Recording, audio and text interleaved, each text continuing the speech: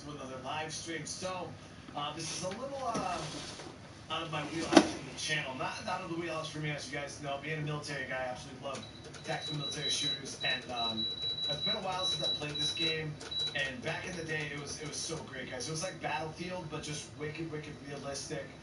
Super, a lot of communication between you and your teammates and things like that. It was just all around great. And I know there's been a ton of updates added to the game since I've even played it. I know there's tons of new like countries to play as and things like that. So I had a couple extra hours this morning before we jump into our normal stream tempo for the rest of the day. I was like, you know what? Let me jump on and play some squad. I've kind of, been jonesing a little bit for it. So I have no intention on this being a full series because I highly doubt it's even going to do all that well on the channel. But in case it does, and you guys do want to see more of this, hey, smash that like button, subscribe, and we could definitely roll more of this out. That's for damn sure. But I haven't played this game in a really long time, so I'm gonna actually just get this first time seeing it too, and you may be interested. We're gonna start off with some training because the last thing I want. This game is multiplayer. It's multiplayer only. So when you join in, you're playing with real players on your team. You're going against real players. Like I said, it's like that big battlefield type thing. You have objectives on the map and stuff like that.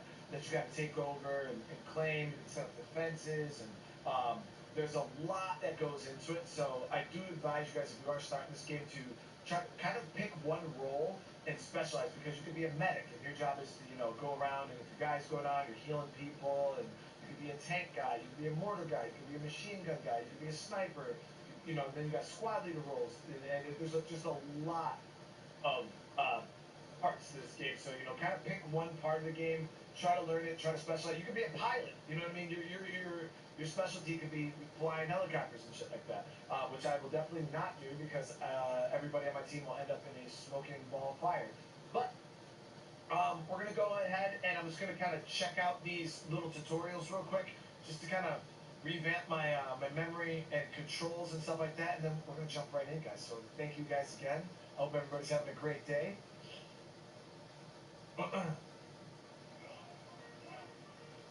Oh, go to boot camp. Welcome to the Regional Training Center, where you conduct your workout before you deploy. You've already been through basic, but since you likely forgot already, we're going to cover the fundamentals.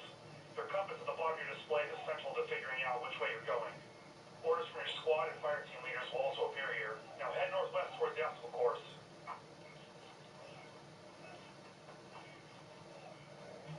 Jump, crouch, prone.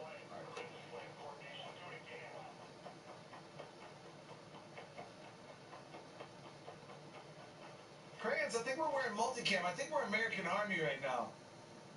Yeah, this is Army. Let's see what you're made of. Get your ass to this obstacle course. I don't know if this game has Marines in it. Alright, so left. Okay, so we're just doing an obstacle course right now, learning the controls of the Pick game. up the pace. Get over to that next obstacle. Double tap. Roger that.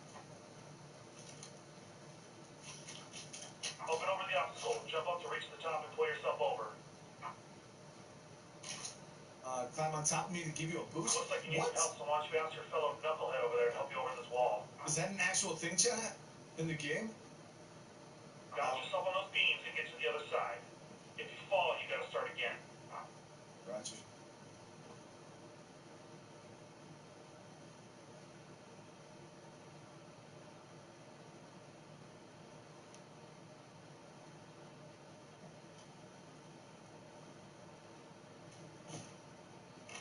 This next evolution will get you used to what it's like to be under fire. You will be stressed that this is a live fire exercise. Keep your head down and keep moving. Okay, so prone. You crawl fast.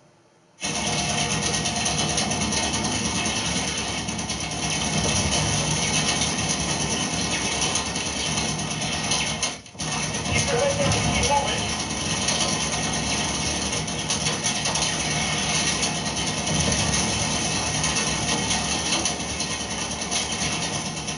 How are you gonna react when you're in this situation for real? Keep moving.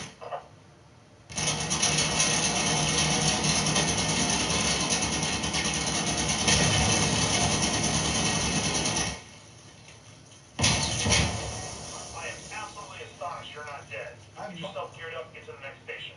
Bro, I'm almost dead? What do you mean? Are you ready?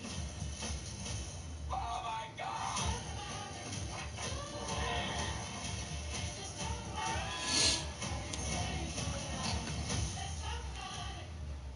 What the fuck was that?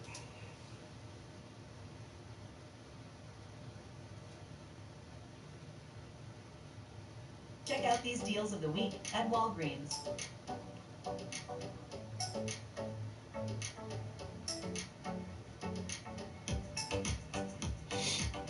Save on essentials and more only at Walgreens.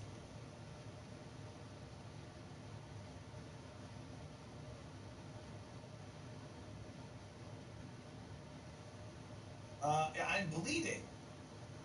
You gotta manage, bro? Oh, here we go. Your next period of instruction will be about field dressings. The standard issue field dressing is critical for stopping all kinds of bleeding and trauma. Not only can you use it on yourself, but to also stabilize other wounds in the field, as you will see in the next station. Okay. So we bandage ourselves with right click, bandage others with left click. Let me get a couple more of them bandages, bro. Here we go. Stop the bleeding.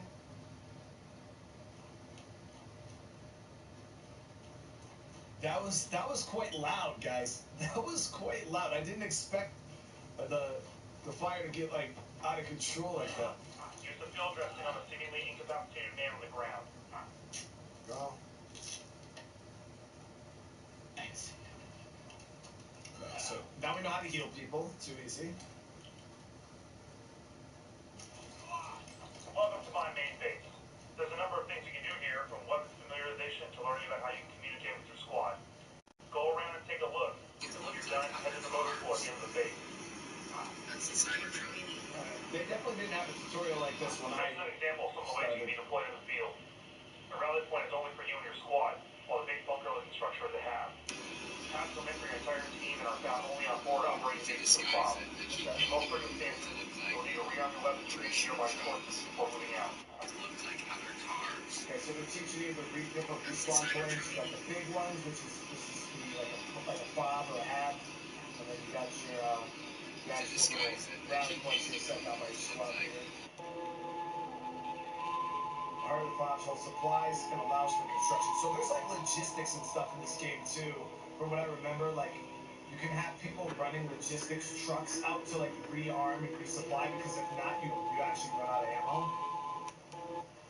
Make sure your microphone is good to go. Except for mic up. Hey, I'm on a car that ran. View stop. Every luxury brand has a range of products especially for the poor. And that brings us back to the question, why are brands like Gucci, Louis Vuitton, Balenciaga, and Hermes so popular with the poor? Well, the answer is psychological. In fact, every luxury brand has two product categories. A clothing category that will be accessible to the general public, with very flashy clothes that make the logo stand out. Luxury brands have in fact understood that the poor absolutely want to show that they are wearing luxury because they need to prove their values to others. And a second category reserved for the very rich with simple, discreet clothes. You don't even recognize the brand of the garment. Once again, luxury brands have understood that the rich don't want to be noticed and don't need to show or prove to others that they wear luxury. Luxury brands have therefore adapted their products to suit the psychology of their customer. Every luxury brand has a range of products especially for the poor.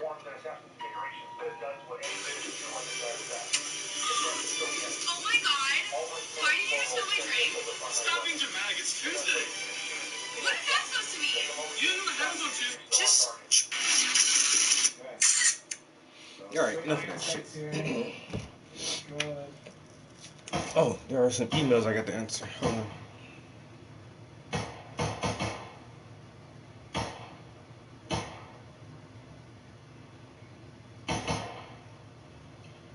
Rifle smooth.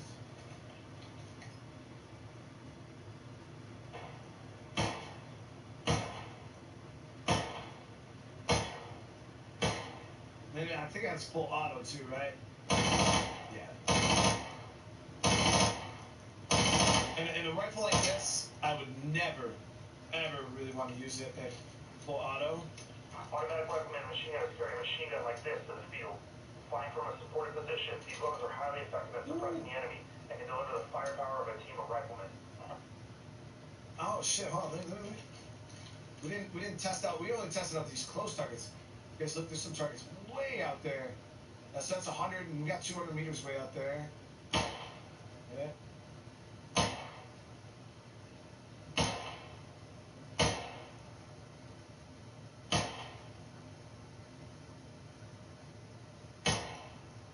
That's looking pretty far for 200, man. What the hell? It's been a while since I've been to the range, but I would assume that was about 300. We're still getting hits, iron sights. 200 meters. Not bad. And then I like this right here. You can actually set up your bipod.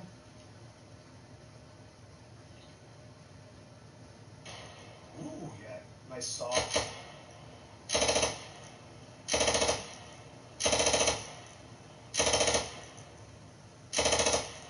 I don't know, guys. Should I be a saw gunner?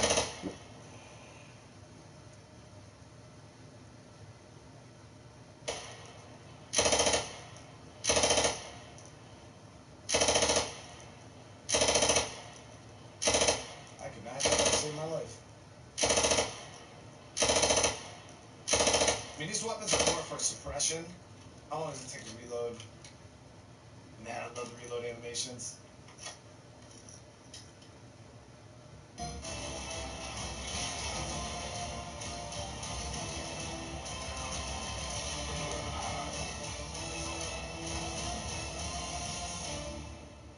Play Diablo 4. Shit.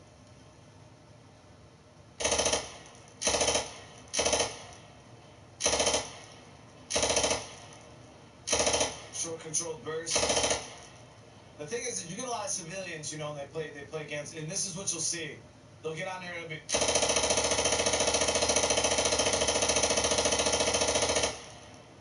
That's how you get kicked off the range, bro.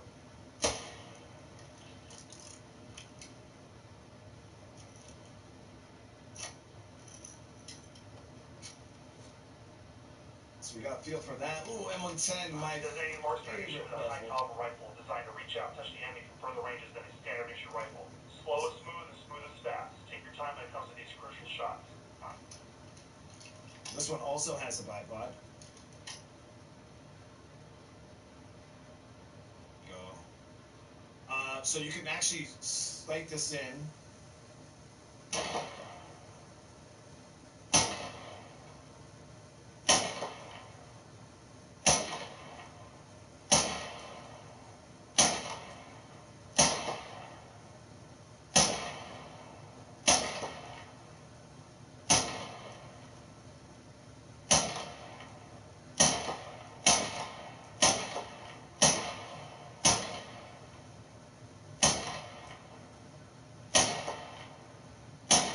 Yeah, told actually quite a few rounds.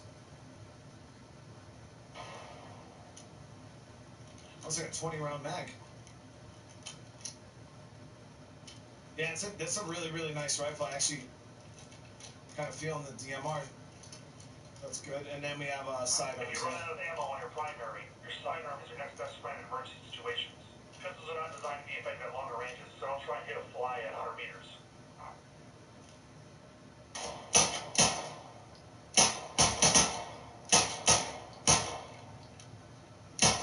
Yo, P, what's up, man? Here we go. Just shut down the lab. Definitely not very exciting. Studying all night. Nothing changed. I feel you, bro. I'm trying to respond to this email real quick. Love the sounds in this game. It's so good.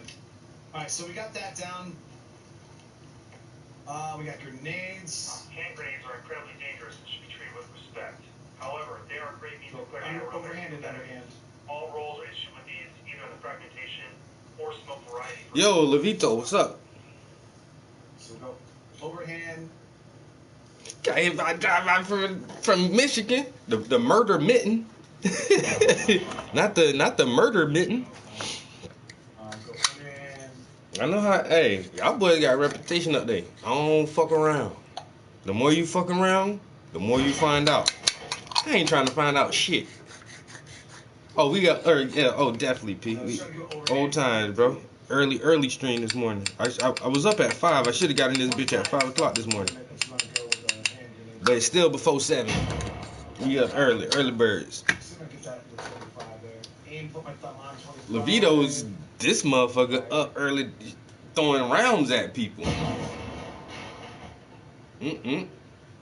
Throwing rounds early. Let me go ahead and get my shit started too then.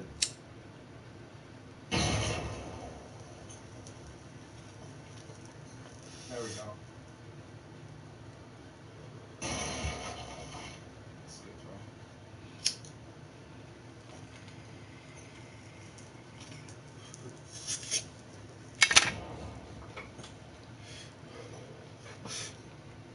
Oh yeah. You know what? Shay, you know what time it is. You know what time it is. Early in the morning. You know how we do.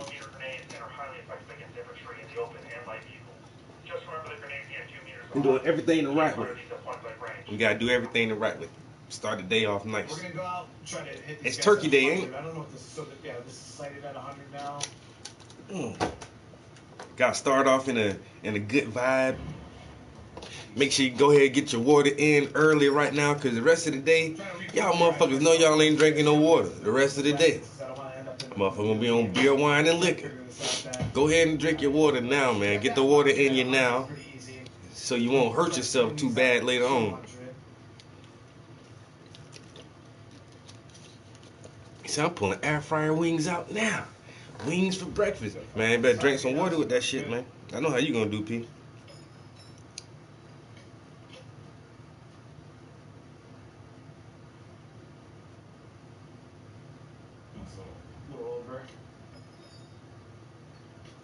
Le Cognac de Napoleon.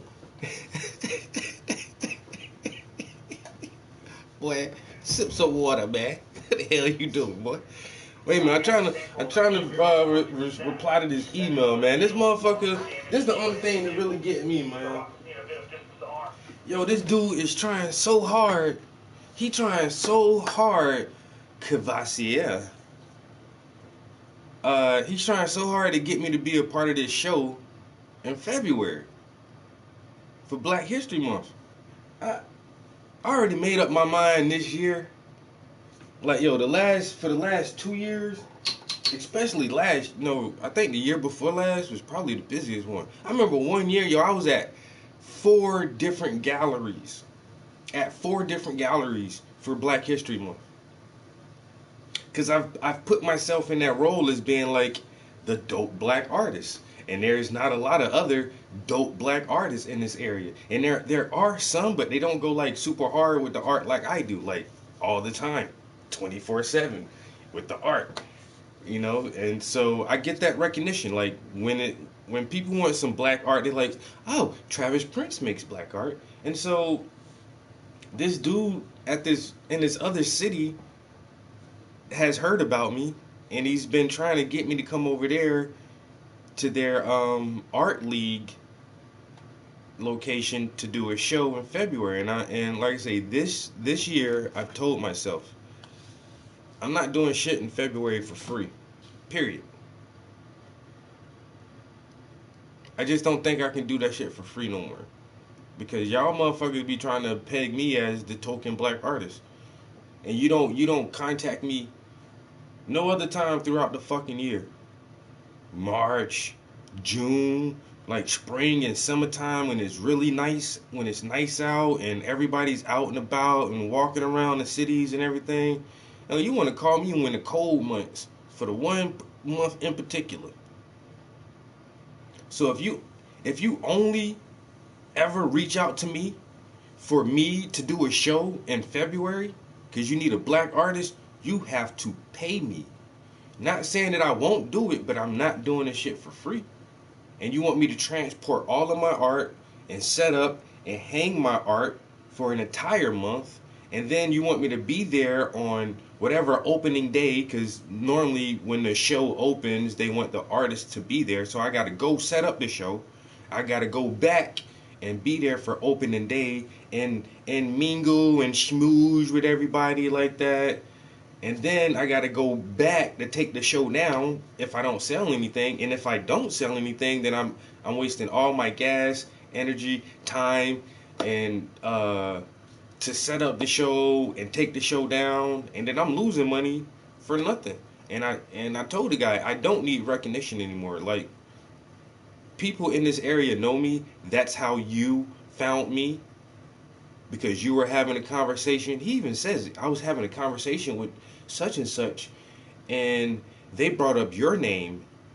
Yeah, because you was wondering like, oh, I need a black artist. I need a black artist for February. And then somebody mentioned my name. So yeah, I'm well enough known that my name floats around a little bit.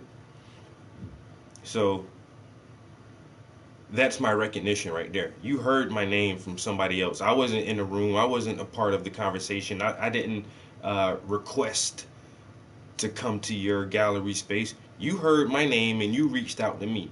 So if you can find me and reach out to me like that, I don't need exposure. I don't need any kind of recognition. I need money. And so I told him twice, no. First time I told him no, The second time he came back, he was like, oh, this and that, this and that. I was like, okay, well, pay me. And then he's coming back again, a third time, like, oh, well, what if you don't do a whole show and you just, participate and just put like 1 or 2 pieces in with everyone else? And I'm still saying, no, I'm not. Not for Black History Month. No. Raise the price, bro. My art doesn't sell as it is. You know what I'm saying? With the prices I have on it now, my shit don't sell. So if I raise the price, I mean, I might as well, because if it ain't selling now, what's the price is arbitrary. Like, it doesn't even matter how much I price my shit at, because people won't buy it anyway. And that's what he says. He's like, oh, well, in order for the artist to, to support and fund the show, we just normally hope they'll sell a piece of art. Okay, yeah, and if I do all of this setup and running around and organizing all of this shit for your event space, and I don't sell any art, then once again, I'm still out of fucking money. I can't do this shit for free. I can't just drive fucking 40 minutes one way. It's a 40-minute one-way drive. I can't just drive there for free. So I got to drive 40 minutes one way, 40 minutes back another way. Then I got to have, like, make sure I got enough shipping and packing material so that my art isn't getting fucked up in transit. I said, I can't, even if I just drop off one painting. If I got to drop off one painting, I'm still driving 40 minutes one way to drop it off, 40 minutes back. And even if I don't attend the show, when the show is over, I still got to drive another 40 minutes there and another 40 minutes back just to pick up my fucking art. So I already wasted 160 minutes, 2 hours and some change, 2 hours and some change of my life. I could have been doing this with those 2 hours. Or, on top of that, that's damn near a full tank of gas, or better. No, it's not full tank of gas. Like a half a tank of gas, but still, it's my half a tank of gas. And right now it costs damn near $60 to fill and I got a car. How expensive gas is now, man? Yo, if my car goes like close to E and to fill that bitch up, bro, that bitch be like $50-something, bro. $52, $54, some shit like that. Damn near $60. So even I have to, I'm still losing money. I'm still losing out. So and I'm just trying to let him know I'm not comfortable with that shit. I'm not comfortable losing. I don't want to lose. If you cannot guarantee me a sale, and the only way you can guarantee me a sale is if you say that your organization will buy a piece from me, because that's the only way you can guarantee it. You don't know for a fact if any art goer is just going to happily, randomly walk up in there and be like, ooh, I'm going to buy this painting from Mr. Prince. You can't definitively say that. But you can definitively say, oh yeah, if you show, we'll buy the painting from you that you show here. Then I'll do it, because I know I'll sell a piece because you're going to buy it. But if you cannot guarantee me an art sale and you want me to travel 40 minutes one way, I'm good. Now there's another gallery that's like an hour and 10 minutes away. And I talked to this lady, but this lady is almost guaranteeing sales. And she told me, she is like, most of your shit won't even work here. She is like, honestly, don't bring that shit here, bro. Don't bring all those portraits of black people. It's not gonna sell. And she knows it. And so she knows her clientele, she knows her area, and she's a businesswoman with the art, and she wants art to sell. So I may give her a chance at a piece of my art. She's like, give me something good, a landscape or some still lifes, and I'll sell that shit. She's like, your stuff is good, I like your stuff. The same thing, she heard about me, she reached out to me. I didn't like try to find this person, but she was like, yo, I got this nice ass gallery, I'm in the area where the money is at, we be making a lot of sales up here, and she's like, I want some fresh people. You know, she said I got a few artists that's been around for years, and they still sell a lot of art. You know what I'm saying? But she's like, I want some fresh stuff up here. I heard about you. I love your style. But she's like, most of your stuff is fucking portraits. That's not gonna sell here. I can't sell portraits. Your paintings are really big. I can't sell big paintings either. You give me something small and cute, and she's like, I can make you some sales. And so, for situations like that, I'm willing to drive an hour one way to drop off a piece of art. Because if this lady is business minded and she has a good track record like she claims, and once that piece gets sold, now I'm in somebody's home. And that makes a big difference than just being in a gallery. Once that art is sold and gets into somebody's home, now I'm part of a private collection. And then more often than not, you can get more sales from that same collector or from their collector friends.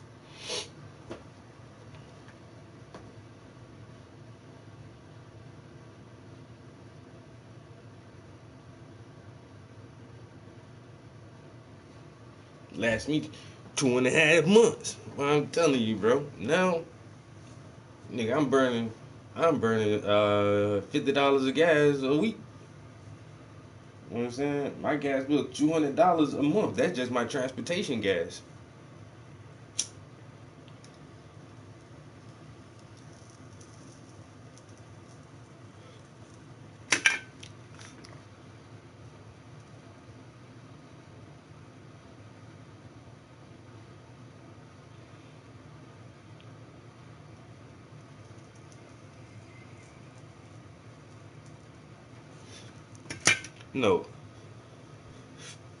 No, I can't afford it.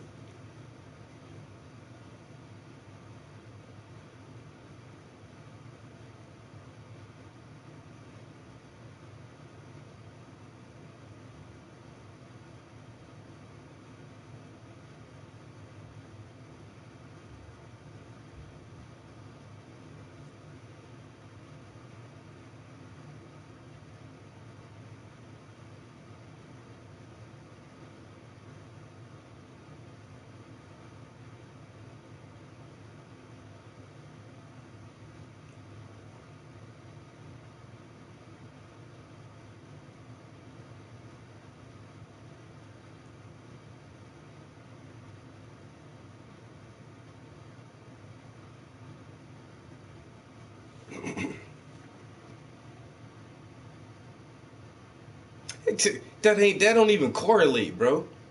That don't even correlate. Look, you trying to compare apples and oranges, man. This is what you're doing, and trying to make me accept that. Oh, since you smoking, I'm just drinking one real quick.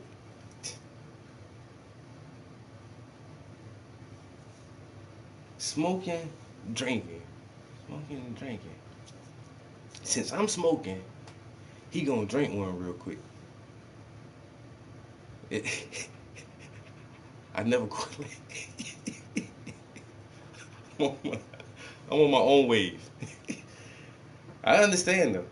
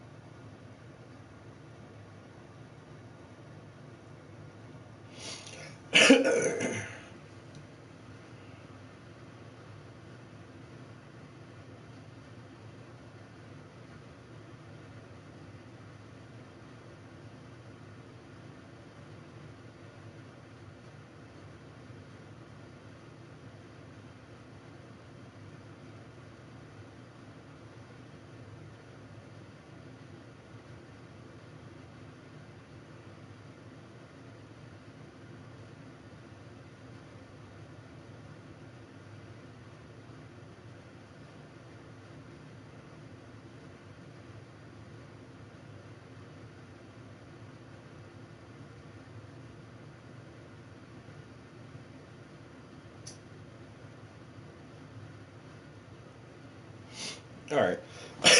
Just roll with it. I'm good, man. I'm good. We can all. I'm gonna roll with it too, man. I'm gonna roll with it. I'm trying to reply in a schmug manner, but not too schmug. But really, just because I'm fed up with people trying to push me for February, man.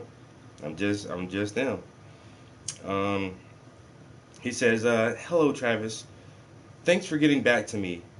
My whole purpose is to promote the arts, and supporting local artists is key. I understand your point of view as a member of a minority myself.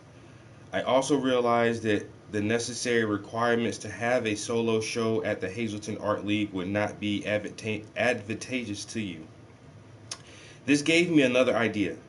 Instead of having a one-person show, would you consider including some pieces in a group show? Since February is also Dominican Republic Independence Day, February the 27th. I am reaching out to a number of local artists from DR, Haiti, Ghana, and other people of color." So now what you're saying is, since I am unwilling to do a solo show for February where it would have been all of my own art packed in the gallery for the entire month. Since I'm not willing to do that, now your only recourse is to ask several different artists. Now instead of picking just one other artist, just this one artist to do a solo show, you have to do a group show now. Why? Is there no other artist good enough to like fill your space? Is there no other local artist you are aware of that has enough work to fill your space? Is there other local artists that you haven't already uh, like tapped dry already? And you're looking for new people to come through. Because I've never shown art in this town, Hazleton. I've never shown art there. In the art league, their art league has been around for a while, so I'm guessing like you've already tapped all the local artists that you can, and now you're reaching out to all these other artists of color to do a group show. Secondly, I was recently on PA Live with Chris Beninsky and Rachel. They are looking to profile artists for Black History Month. If you are interested, you could contact Chris he sends me Chris's email, and please let him know that I recommended you. I hope you have a wonderful Thanksgiving. Warm regards. So I'm just slowly trying to like respond to this. So my first thing I said, I was Chris's first guest when he came to the station and started his art segment years ago. He's a really nice guy. You don't have to. I don't have to contact Chris through the email you sent me and tell Chris that you recommended me. I already know Chris. I've already been on PA Live years ago when he first came to the station. Once again, I don't need your exposure. I don't need you to help me right now, bro. So that's the first thing. I was Chris's first guest when he came to the station and started his art segment years ago. He's a really cool guy. I kind of figure if PA Live wants to talk, they'll reach out to me the same way you did, since I stopped submitting requests to show my art or participate in interviews.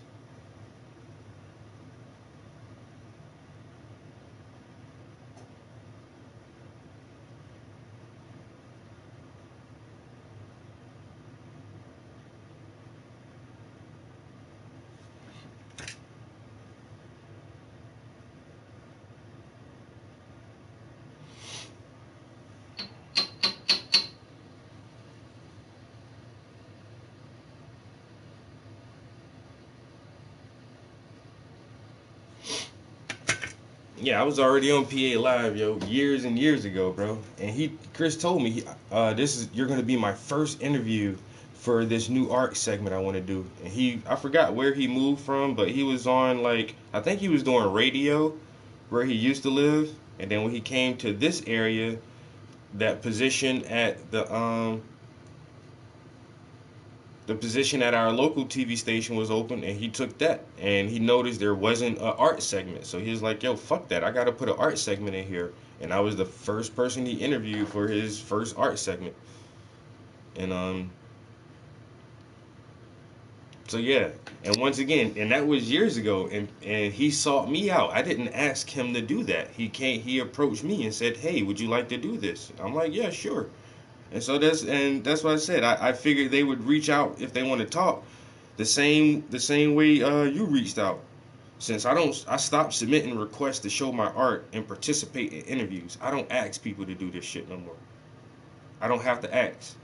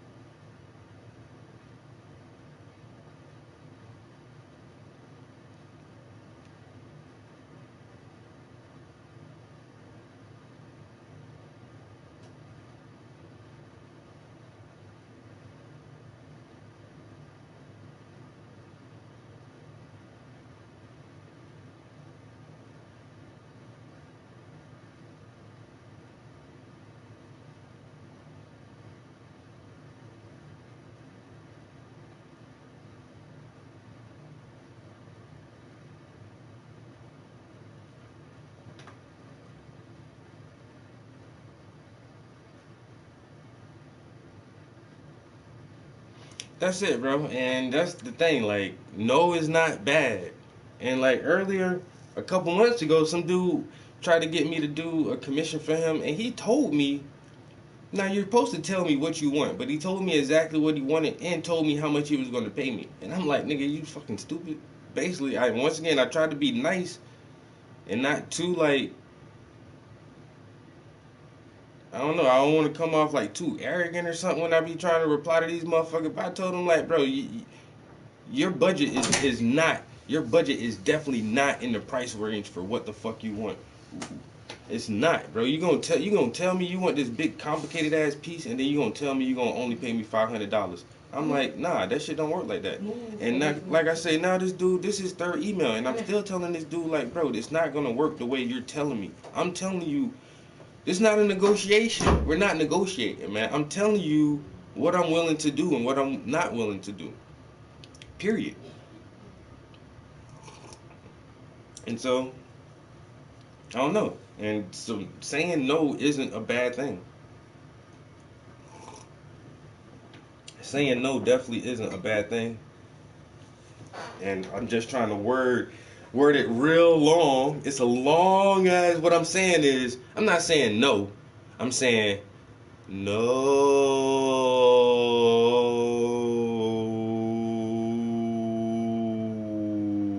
Fuck you. It's just a long way to say, nah, nigga. And I just added something else onto it too, yo. Have some wings, man. You know, I just told him, I told him that even Chris contacted me. I had to add that part in there, yo. I was Chris's first guest when he came to the station and started his art segment years ago. He contacted me, and we did an interview about some murals I did at the nonprofit that I worked for.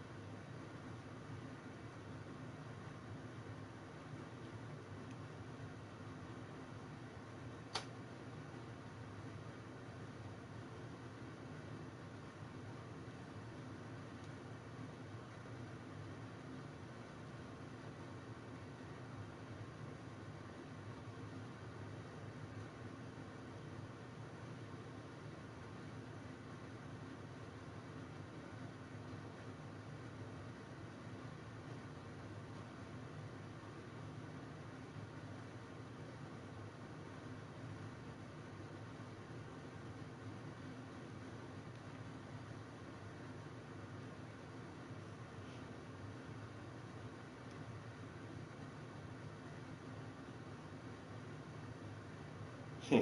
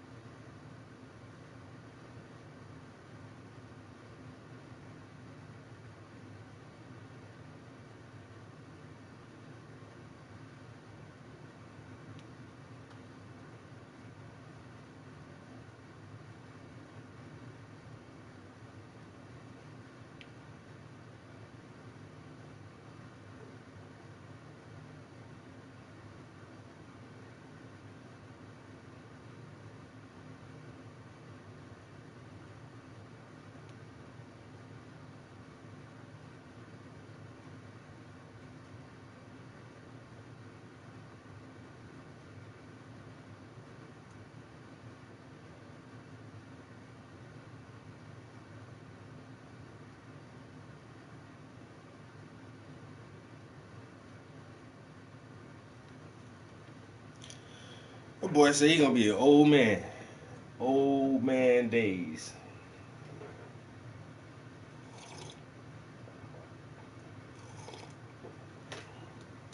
Old man. You and my sister the same age. 79. He was born at the end of the year. Yeah, you barely made it, boy.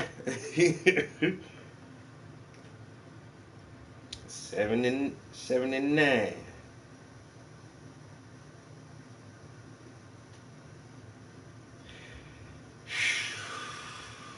But that shit be making you think, bruh. Hey.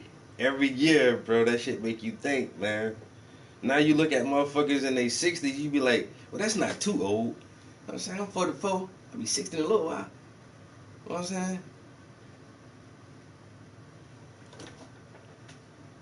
You crazy, man. Them 80s babies go crazy, boy. Yo, them 80s babies go crazy. You was almost an 80s baby. You barely, baby. You only had a few weeks, nigga. If you would have waited 5 more weeks, You know how some of them babies be trying to come late, motherfucker be 3, 4 weeks overdue. I supposed to have this baby 4 weeks ago, damn near a month ago. Bitch be 10 months pregnant.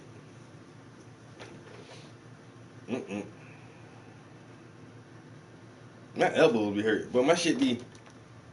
Sometimes them shits. You hear that? Man, my shit be popping. My knees. Yeah, I be getting a little pop. Yeah, man, my knees be popping. My elbows be popping. I ain't never been no dancer or nothing. I ain't never be out there pop locking and all that shit. I thought that's how you get bad joints. You know, and shit like that. I thought from all that, I ain't never played no sports and none of that shit, man. I figured I was preserving my body. Psych. Nigga, you getting old too. Deterioration of the cartilage causes bone spurs, inflammation, and arthritis. That shit come from your diet. And man, look. I feel you. That's why I be trying to work out, man. Stay in the gym, stay flexible, at least stretch once a day. You know, I get in the gym every morning. That'd be my first thing to do. I go straight to my stretches. And that's why I be feeling weird, like when I don't go to the gym, because my body be stiff for longer in the day until I start getting up and moving around and shit. You know? Gym mornings, I be in a stretch. I be lean and limber, like first thing in the morning. I be feeling good. I drank.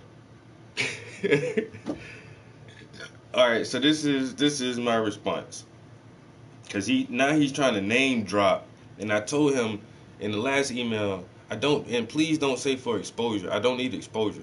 So now that he sent back this email trying to name drop Chris, like that's gonna give me exposure to be on TV, not knowing that I've already been on TV, and in fact I was his first guest.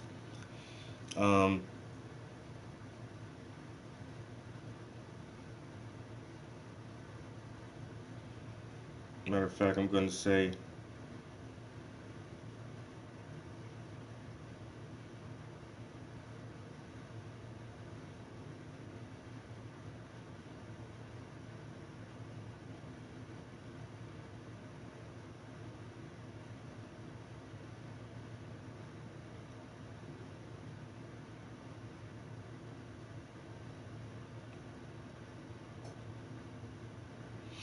All right, so it says, "Hi, Mark. I was Chris's first guest when he came to the station and started his art segment years ago. He contacted me and we did an interview about some murals I did at the nonprofit that I work for. He's a really cool guy. I kind of figure if PA Live wants to talk to me, they'll reach out the same way. They'll reach out the same way you did, since I don't submit requests to show my art or participate in interviews. Once again, I appreciate the consideration, but I must respectfully decline."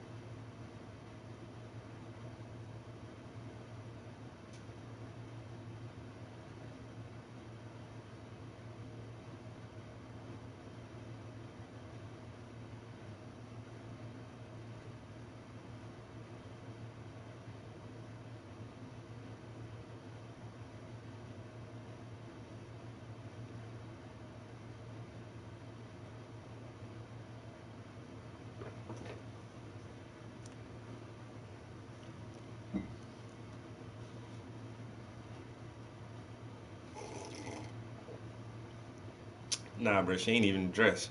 That's why she just handed me the coffee. She ain't even dressed yet.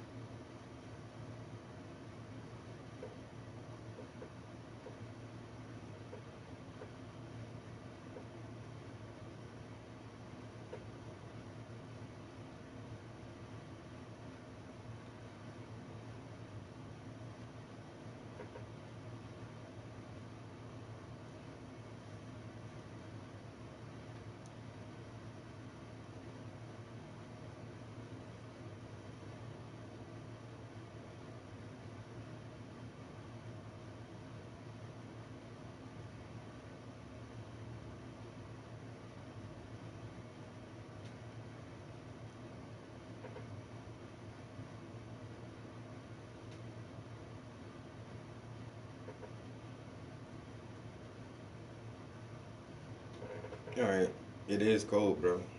So now what I told him, so I said, I just added a little bit more smugness at the end, just to kind of kick it really, so you can really understand.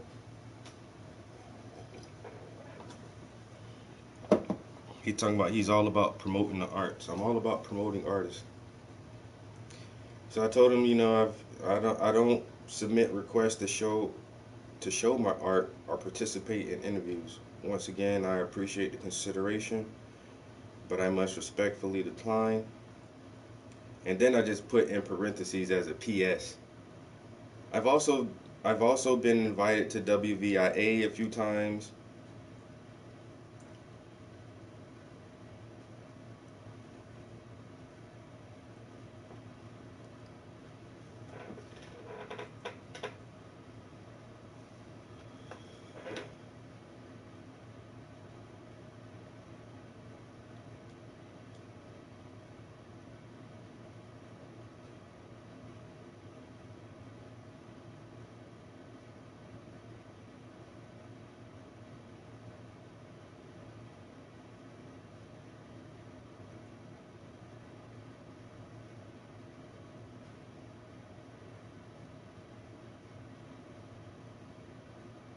Oh damn.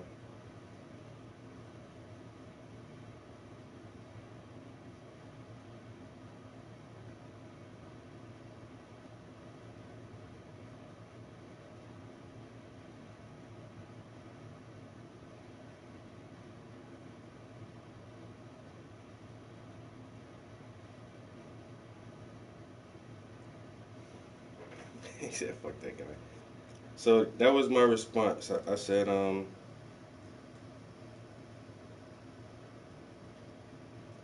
my PS was, I've also been invited to WVIA a few times to interview with Erica Funky and had the local newspaper do a full spread about my solo Everhart Museum exhibit last year.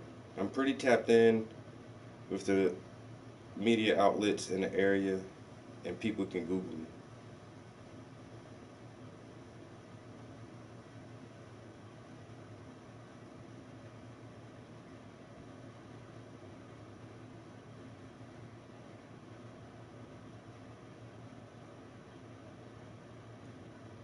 Yeah, so all the media outlets know me, and people can Google me.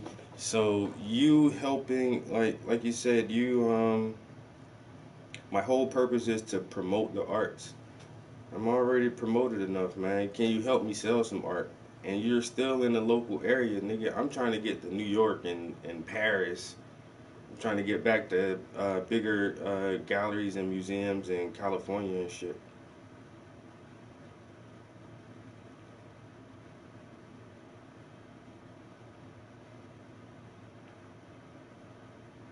Well, the wings look good as shit too, bro.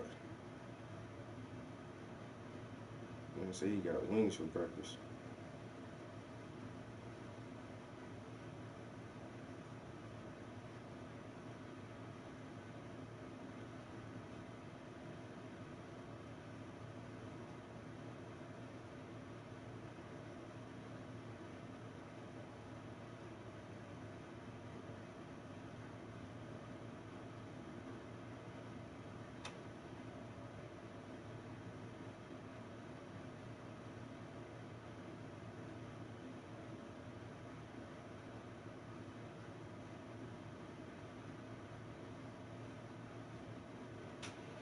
So,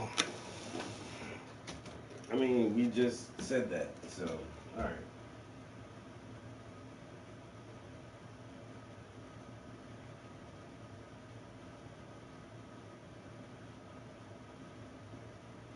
Mm, I think what I want to do today is actually just try to paint her skin real quick. See if we can block that in. So we're gonna get our basic skin tones.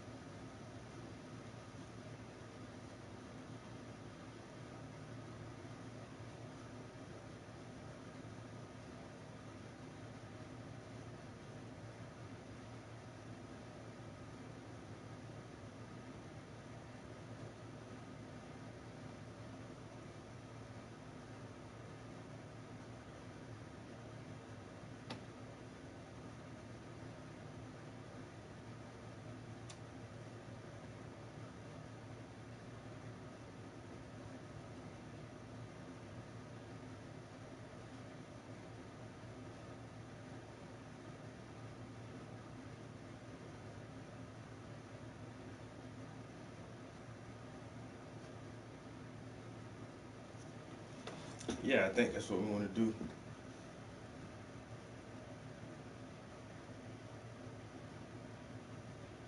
The market or the market? You want to listen to something? The stock market?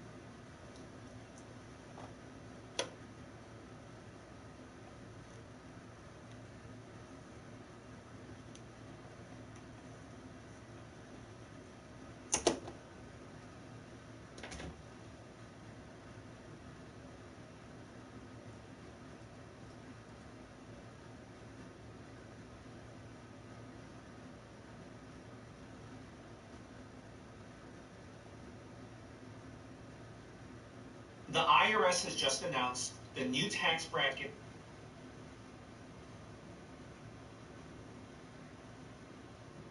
This 16 hours ago. Worst thing that men can wear. Most jeans are either super baggy, too stiff, or have a terrible wash. But there is nothing sexier than a man wearing true classic jeans. They're made with ultra soft four-way stretch fabric that are designed to mold and lift your butt. So never sag around your midsection. Plus, they come in a bunch of different colors. The market expect that the Federal Reserve will cut interest rates 4 times next year in 2024. If they did that, then that would heat up the economy. But at the same time, you have to remember that that could reignite inflation. So we just hope that the Federal Reserve knows what they're doing. We hope that they make the right move. The Fed minutes were just released. That gives us the details about what they talked about at their last meeting. In today's video, we're going to review what they said and what we can expect for inflation, interest rates, and what this means for the economy. And I just want to wish you a happy Thanksgiving. So let's start with this. The Federal Reserve is threatening that they may have to raise interest rates higher. They're saying that inflation may move higher and they may need to do more, as in raise interest rates higher. But the market is not giving any credibility to the Federal Reserve.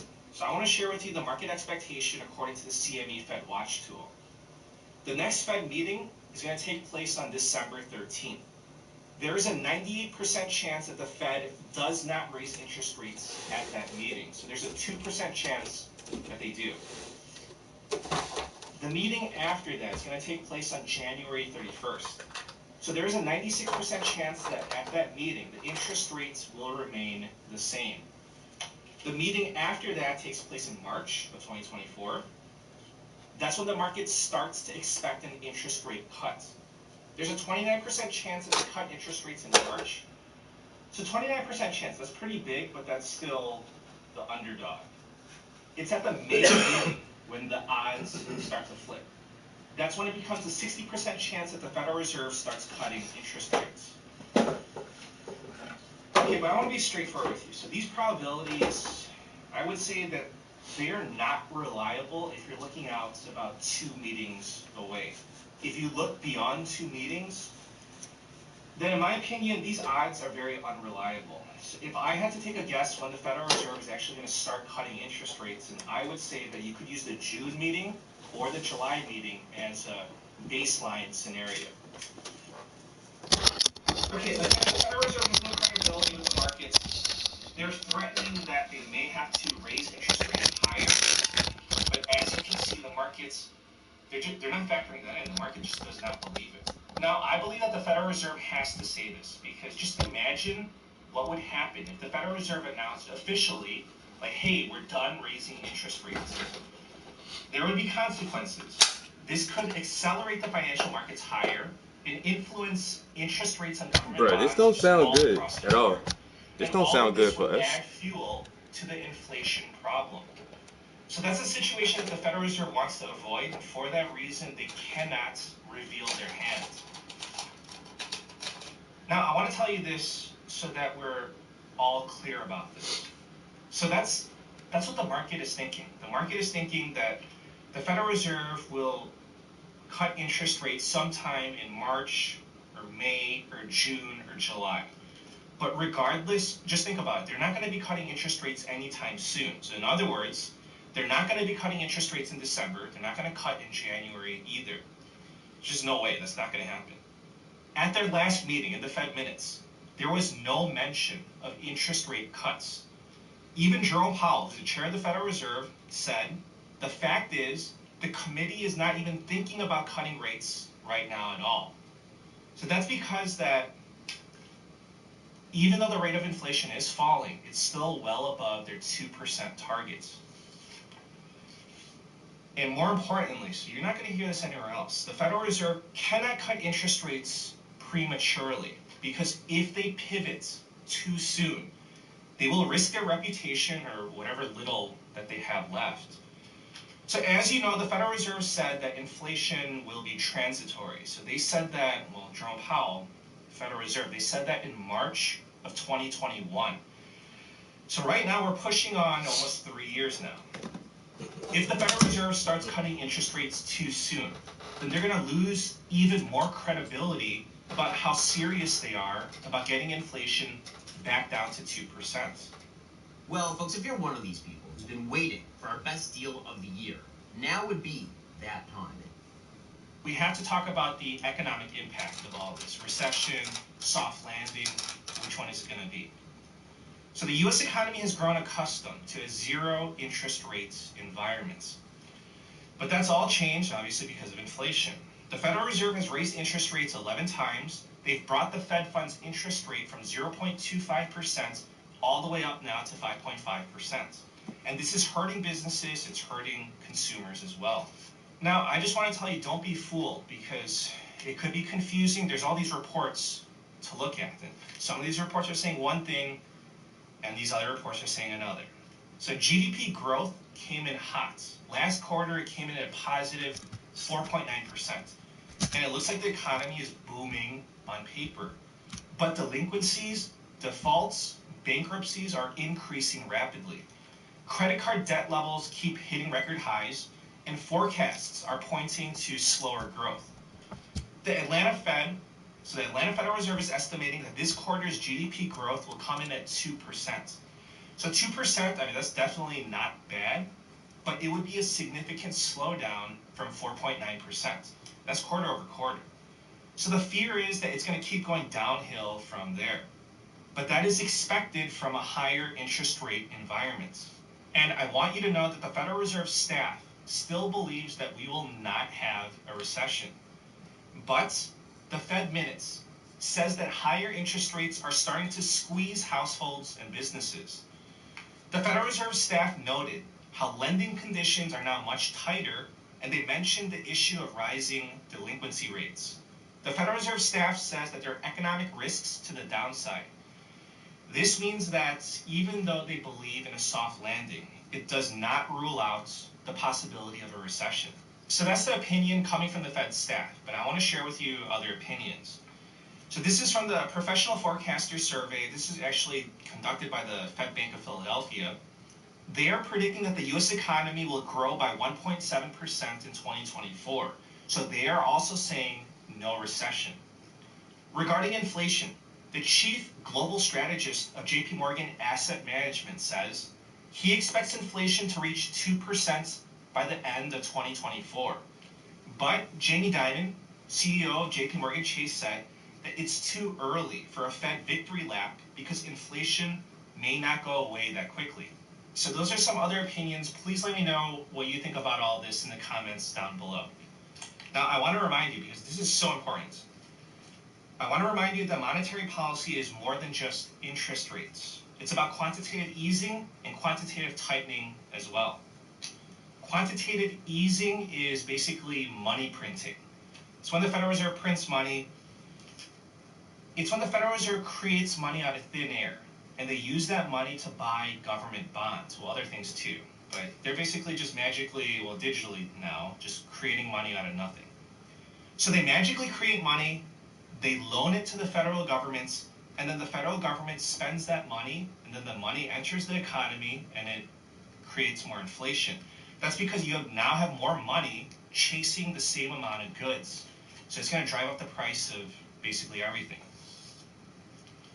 Quantitative tightening is the opposite of money printing. So that's when you're taking money out of the system. So you know how the Federal Reserve loans money to the government?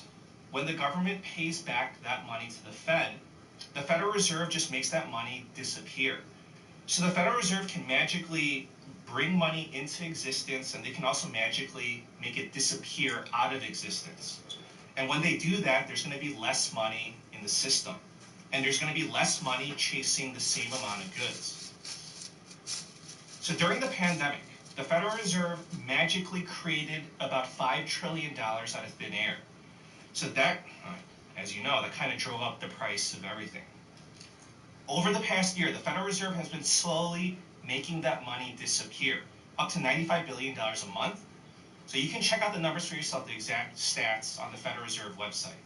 They've now made about $1 trillion disappear. Now, Senator Rick Scott wrote a letter to the Federal Reserve asking, what's the game plan? 3 Federal Reserve governors responded by saying that they're going to keep removing money out of the system. So separately, on November 1st, Jerome Powell, chair of the Federal Reserve, said that the Federal Reserve is not considering a change in the pace of quantitative tightening. Powell said that it's not something that we're talking about or considering. Loretta Mester, who's the Fed president of Cleveland, said the tightening process could go on for another 1.5 to 2 years. Multiple Fed members are saying that quantitative tightening may potentially end in 2025.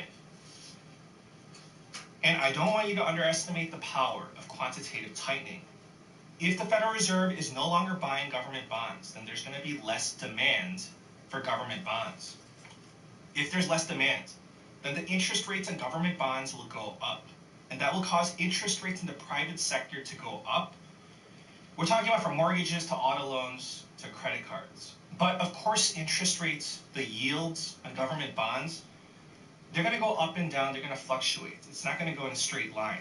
But generally speaking, this is another factor that is driving up interest rates. So it's not just about the Fed funds interest rates. So listen, we are in November. The next Federal Reserve meeting will conclude on December 13th. They're not going to raise interest rates on the 13th. They're also not going to cut interest rates for at least another 4 months. In my opinion, they're not going to cut interest rates for about 7 to 8 months. So we're going to be stuck in a higher interest rate environment for longer. And in the meantime, they will continue their quantitative tightening. We know that the economy is going to degrade. The question is by how much? How severe will it get? Please subscribe. I'll keep you updated on the situation. Happy Thanksgiving, and I wish you a very nice day. Take care. Seamless modern client experiences that make doing your best work even easier. Meet the new ShareFile.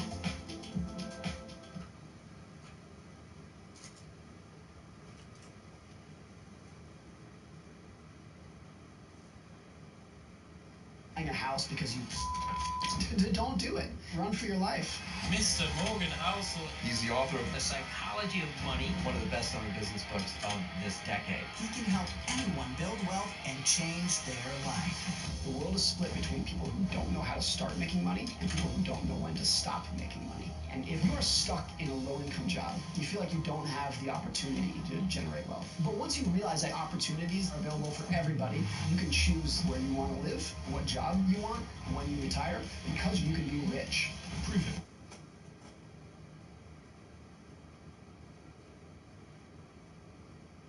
That's how they stole my money.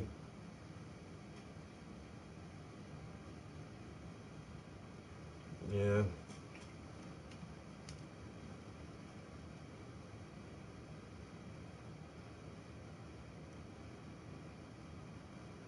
Everybody says it's gonna get worse, man.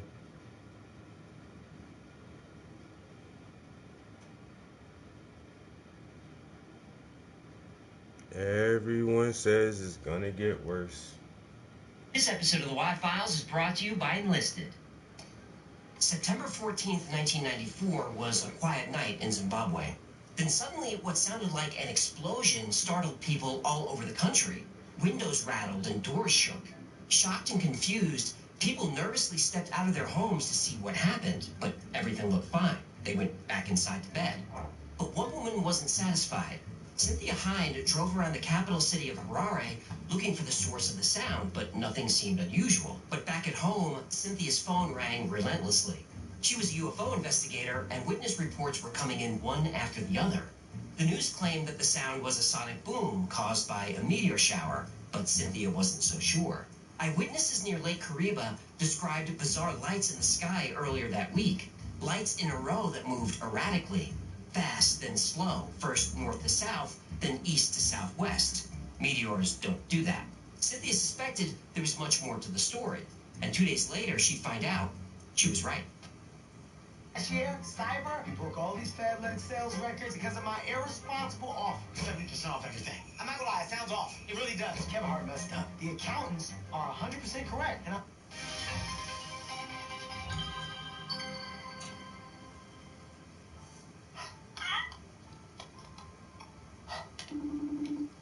Human, thank goodness. Get through. You to do very important. What do you... I can't understand you. Hang on. I don't have good... It's a small agricultural community, but not poor. The more troops and weapons. All right, I'll finish up. Back to the States. Oh, don't worry about me and Gertie. We got a plan. I know, honey, I know. Just don't look down.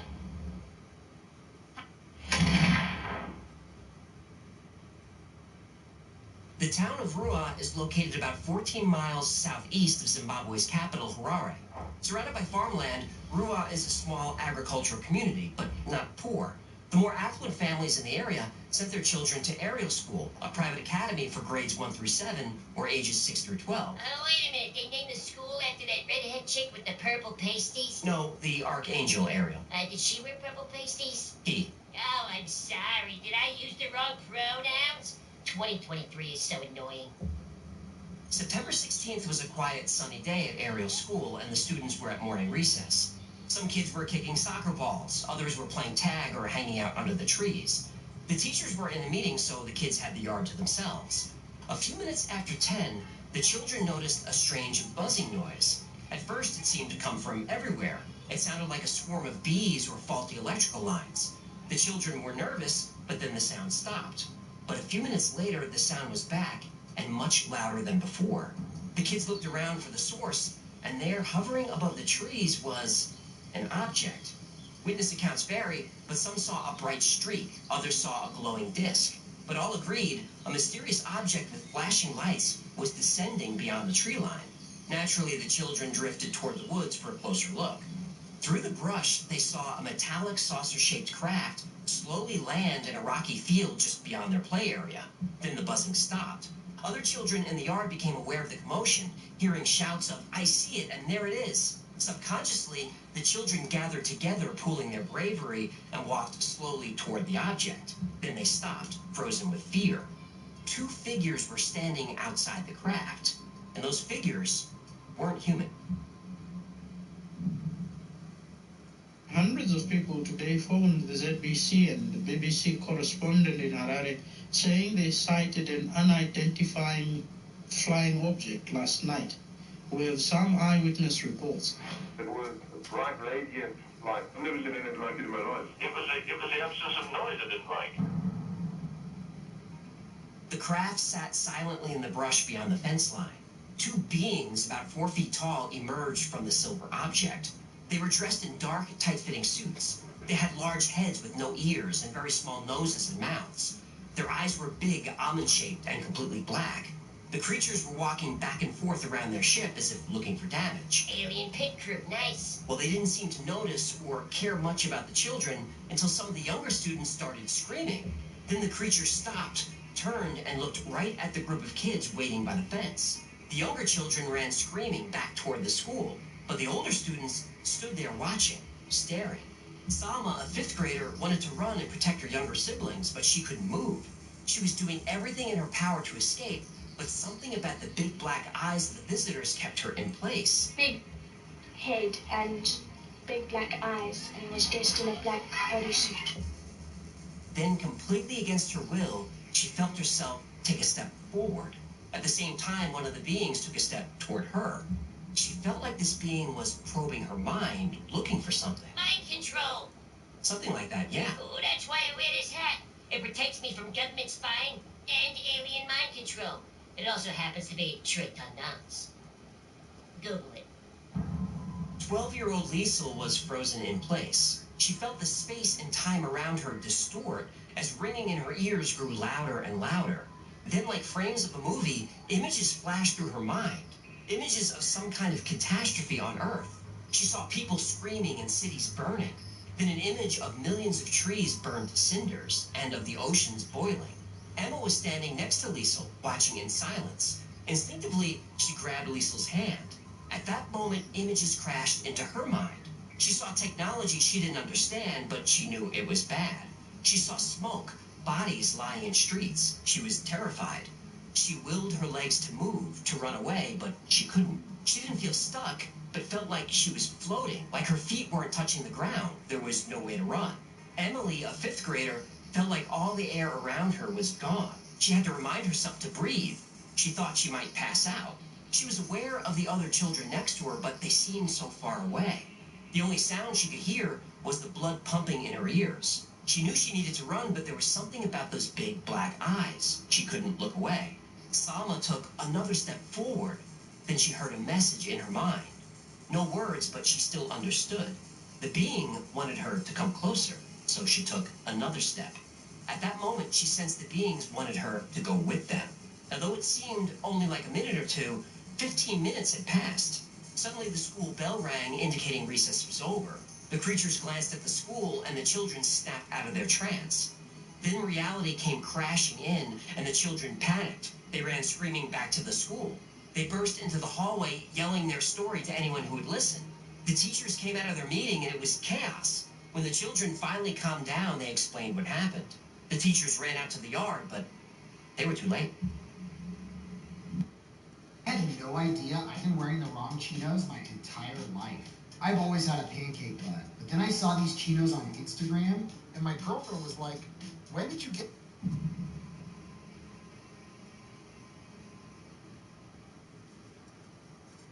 Around 10 a.m. on September 16th during recess, 62 students from Ariel School saw one or more shiny silver craft descend into a brushy field near the playground. Sitting on the spaceship. How do you know it was a spaceship? Wasn't it a helicopter or something like that?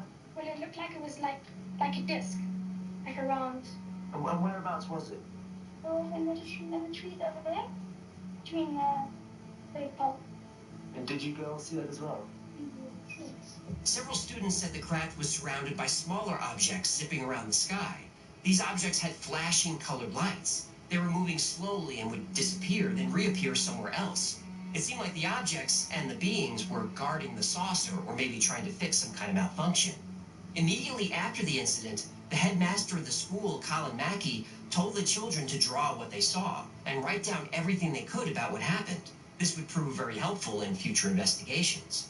Reports varied, but all shared core similarities. A number of beings emerged from the craft. The beings were humanoid with large heads, small mouths, and large, dark, oval eyes wearing tight black suits. Some of the children said there was a being walking or running around the top of the craft. Others said it was moving around on the ground. But the way the beings moved was strange. We saw this black figure running in slow motion. The strange thing was it seemed to be very slow motion. The way the beings moved spooked some of the younger children, and they began to cry and scream. This drew even more attention from the other students nearby. It also drew the attention of the beings. Then the children noticed the being in front of the craft was looking back. And even though its mouth didn't move, the children heard it in their minds. The adults at Ariel School didn't know if the children had seen a UFO and aliens, but they believed they saw something. I agree that it could be something that we are not common with.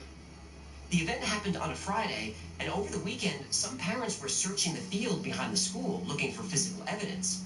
They did find some flattened brush, but that could have been caused by anything. When Colin Mackey got to work on Monday morning, his desk was covered with letters and messages from parents demanding to know what terrified their children. Some students were so traumatized they wouldn't return to school for a few days. A couple of students wouldn't return at all. Colin Mackey knew that he had to get to the bottom of whatever this was. He had to make sense of it to solve it.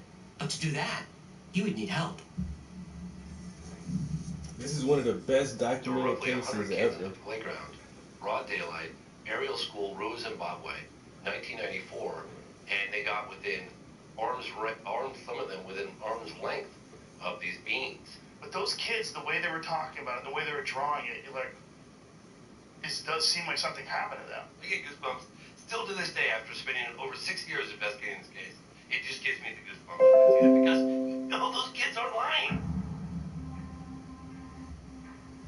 In the few days after the loud sound was heard all over Zimbabwe, Cynthia Hind would continue to study witness reports of the supposed meteor shower. Professor Ewan Nesbitt, who worked at the Greenwich Observatory in London, told her that a Russian satellite had entered Earth's atmosphere. As the satellite burned up, it caused strange lights in the sky and what sounded like an explosion. Some pieces of the satellite were actually recovered in the city of Karoi outside of Harare. But a disintegrating satellite didn't match the descriptions given by the witnesses. We saw this a silver thing down there. It was a silver oval thing that flew past really slowly. I saw the bigger one and the spaceship, 4 or 5 of them. It was red, green and yellow. There was this big ship. It had these lights, these patterns, and it flew. The news outlets had encouraged witnesses to call with any information they had about the mysterious object. Hundreds of people called the local television station and the BBC station in Harare. What they reported did not resemble a meteor shower.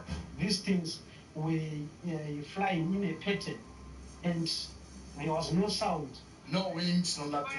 Shiny over thing. As the Continental Coordinator for MUFON, the Mutual UFO Network, Cynthia had her own theories about what might have been seen in the sky that night, but she needed more evidence. 2 days later came an electrifying call from Tim Leach, the BBC Bureau Chief for Zimbabwe. Hello. Hello, my name's Tim Leach from BBC Television News. I understand that you had some strange experience. Yes, that's right.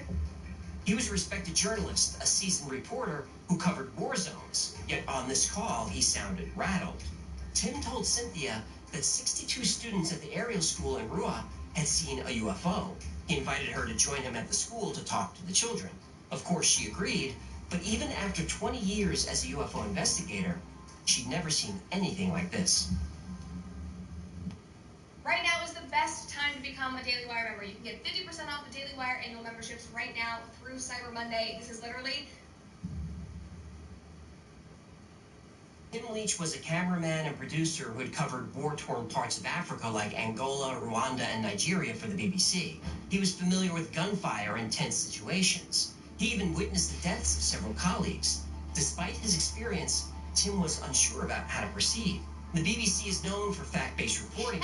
If you think the media is reporting facts, I haven't had a tea to sell you. Well, they require multiple sources to run a story. If you count anonymous sources. Tim had over 60 sources, actual sources, yet the story still wasn't considered credible. Local reporters weren't taking it seriously. Well, this is a story about cow farts and global warming. They take that very seriously. Yeah, I don't want to have this conversation now. Even Tim Leach, a self-proclaimed realist and skeptic, couldn't make sense of the aerial school UFO incident. That's when Cynthia Hine suggested they contact Dr. John Mack. Tim Leach from BBC Television News in Harare, Zimbabwe. Message from Dr. John Mack. This concerns UFO sighting over a school where it hovered, landed, a black man got out, but of course without even was he being taken seriously despite it being the BBC. Please call me as soon as you can. Thank you. Dr. Mack was a psychiatrist who specialized in child psychology. In the early 90s, he conducted a 10-year psychological study on individuals who claimed to have experienced encounters with aliens. These encounters often recurred and even involved abductions. Dr. Mack believed that society, especially academics, shouldn't dismiss these reports as mere mental or cognitive issues. Again, the whole thing has made me re-examine all of these notions of happen, didn't happen. For them, it is completely real, and it is not the product of mental illness. Now, whether it happened altogether in this reality, I don't know. But it shows up in their world. They're seen to be missing by witnesses at the time, so something is occurring that is entering our world. The teachers felt that it was unlikely for 62 students to come up with such nuanced and similar stories together. Cynthia Hine had also noted that if all these kids had told the exact same story, it would suggest that they had conspired and fabricated it. While she acknowledges that some students may have added or embellished details, she believed that the core of what each child claimed to have seen remained the same, and that what they saw was very creepy. The figure on the ground approached them and stopped just a few feet away. The children said it stared intently at them, at all of them, and this was unsettling to some kids and downright scary to others. And Dr. Mack interviewed some students who were visibly upset when recalling the encounter. The children also felt the being was trying to send them a specific message, and even put images into their minds. Dr. Mack found it interesting that the message sent to the children didn't offer any solutions, only a warning.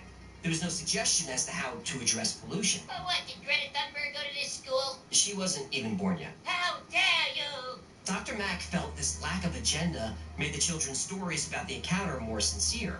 One girl tried to explain what the being was telling her about humans' impact on the planet.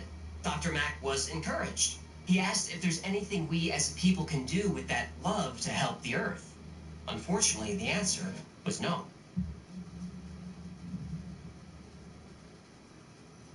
In the days and weeks following the encounter, Ariel School became inundated with UFO fever.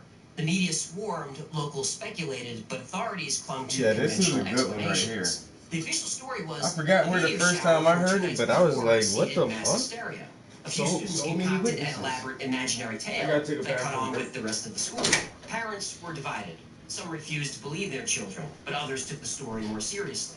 Many locals chalked it up to mischievous spirits, like the Shona Tukuloshe, a dwarf from Zulu mythology with a large head and pointed ears. Holy men suggested ancient shrines nearby had drawn the craft. They claimed that mysterious events had been happening in the area for years. Either way, most residents believed something supernatural had occurred. Whether it was aliens or not, the teachers and investigators believed the children had some kind of experience. And similar reports were made before and after the school sighting. What the hell is that? 2 days before the aerial encounter, 100 students at the Pier House School, only 25 miles away, saw a flying object flying very low to the ground as if it was going to land. At the same time, the school and bus radio systems stopped working. That same day, during daylight, a mother and her young child said they saw a UFO in the area. And a truck driver reported seeing strange beings on the roadside that night when he was driving. But the story of the aerial school UFO incident isn't perfect. Many students agreed on some details, but the stories had a lot of variations and contradictions. Some students saw the beings, but not the craft. Some described the object in detail, but don't remember any beings or entities of any kind. Some students playing in the yard at the very same time saw nothing at all. The students that did see the object couldn't decide if it was one or more. Most students thought the object was a ship or a craft, but they couldn't agree on how it looked. Some kids drew windows and doors. Other children saw lights and landing gear. 2 boys said the ship wasn't silver, it was black with green stripes. One child said it was red. At least 2 students heard a loud noise in the sky. Some said it was a buzzing sound like bees. Another said it sounded like a flute. As for the beings or pilots or aliens or whoever they were, some students said they had long black hair, while others saw no hair at all. Some kids said the beings were fat, some said they were thin. One student said the being looked like a shadow, and there was no agreement on how many there were. And Dr. Mack's participation in the case is also problematic. He didn't arrive at the school until months after the event. Meanwhile, the students had spoken to lots of people, been interviewed by the media, and drew countless pictures of what they saw. And that's plenty of time for the story to evolve. And when Dr. Mack finally arrived, he interviewed the children in small and large groups, where they would just agree with each other's stories. And Dr. Mack had a reputation for asking very leading questions. He did the same thing when he spoke to the children in Brazil, who said they saw an alien in the town of Varginha. Vagina. Before Dr. Mack brought up the idea that aliens were communicating telepathically, the children never mentioned it. Same with the telepathic message that the children allegedly received about how the Earth was in danger because of pollution. The students didn't mention that before Dr. Mack joined the investigation. And Dr. Mack was an environmentalist who was very worried about climate change. Oh, you believe in UFOs but not climate change? Of course. One's a real thing, and one isn't. For the most part, the teachers believed the students. So did Cynthia Hind. I believe them. I believe they saw what they said they saw. I think that perhaps some have been influenced by others and they've added a little bit here and a little bit there. But basically, they drew in their drawings many things that I don't think that they could know about. Cynthia Hind wasn't just a UFO researcher. She was the MUFON Continental Coordinator for Africa. And the purpose of MUFON is to investigate UFO sightings and gather data. MUFON is not a group of UFO nerds posting on Reddit. I do like those nerds, though. I do too. MUFON tries to discredit as many stories as they can so that what's left is truly unidentified. They use the scientific method. They observe, collect evidence, and formulate hypotheses. They then conduct experiments to confirm or refute each investigation. And they have a success rate of 95% in proving their hypotheses. And this case elevated Cynthia Hind's career. But Dr. Mack, on the other hand, saw his career suffer. He wasn't just a child psychiatrist who dabbled in UFO research. He was a Pulitzer Prize-winning professor and head of the Department of Psychiatry at Harvard Medical School. But his colleagues didn't like Harvard being attached to his UFO research. They're very embarrassed for the profession, and a little worried about John himself. What, he's gone off the rails? Well, John is a man of great gift and great intelligence, but he's also a man who tends to take on enthusiasms, and in this time he's gone too far. We're worried about him. We hope he'll pull himself together. Harvard Medical School actually formed a committee to investigate Dr. Mack. This marked the first time in the school's history that a tenured professor and department head was investigated without evidence of misconduct. After the investigation, which lasted for 14 months, The dean of Harvard issued a statement that Dr. Mack was allowed to study whatever he wanted. The most fundamental right that any academic has is the right to be wrong. But the statement was not very positive, and Dr. Mack's reputation never recovered. He continued to investigate UFO encounters and alien abductions for another 10 years, but in 2004, he was in London to give a lecture. On September 27th, Dr. Mack was walking home from dinner with friends when he was struck and killed by a drunk driver. Now, his death was a tragedy, but there are people who believed it was more sinister than that. Dr. John Mack was, at the time, one of the most famous people researching alien abductions. He appeared on mainstream television shows like Larry King Live and Oprah, and some believe his high visibility put his life in danger. Now, there is no evidence to support foul play, but it is interesting that on the day John Mack was killed in England, 3 other John Macks were also killed in England, and Dr. Mack's family declined to press charges. Men in Black got him. That is the suspicion. But whether his death was an accident or not, Dr. John Mack is just one name in a long list of UFO researchers and whistleblowers who die early. Now, those deaths could all be coincidences, but you know how I feel about those. Use Kayak's filters to search only the flights you actually want to take. Download the Kayak app now. The aerial school encounter wasn't the first time a UFO landed near a school, which was seen by multiple people. On April 6, 1966, in Melbourne, Australia, students from Westall High School and some local residents witnessed a UFO land in an open field. People described the object as silver and saucer-shaped and about twice the size of a car. After about 20 minutes, 5 aircraft, probably military, flew over the area. The object then lifted off and disappeared.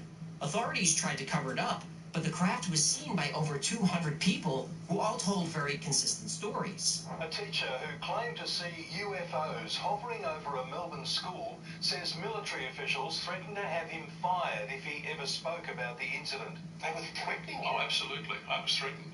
And if he spoke up? Clearly you were drunk on duty, and that will have to be reported to the education department, and of course you'll lose your job. The government had said it was just a weather balloon. Where have I heard this one before? But representatives from the military and government interrogated witnesses, and took soil samples from where the object landed. That doesn't sound like something you do when a weather balloon crashes. The following year at Crestview Elementary School in Miami, students and teachers heard a strange whistling sound overhead. Looking up, they saw 4 saucer-shaped objects gliding in diamond formation. The craft disappeared for 20 minutes, then returned, changing their direction. The sound they made was so loud, it drowned out the shouts of the teachers. Students ran back inside, terrified. Briefly vanishing again, the UFOs rematerialized for another flyby. Then, in perfect unison, they flipped onto their sides and flew away at an unbelievable speed. This event was witnessed by 150 people.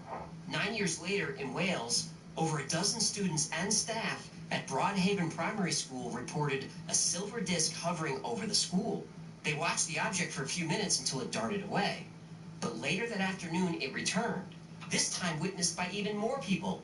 Once again, it hovered for a few minutes before vanishing again. The British government said the UFO was actually a meteorological anomaly, a weird weather event. But in 2017, documents were found that proved not only was the government taking the sighting seriously, the UFO was seen by military personnel and pilots and air traffic controllers. Well, how long are these governments gonna keep lying to their citizens, huh? I don't know, I guess until the citizens get sick of it and do something about it. You sick of it yet?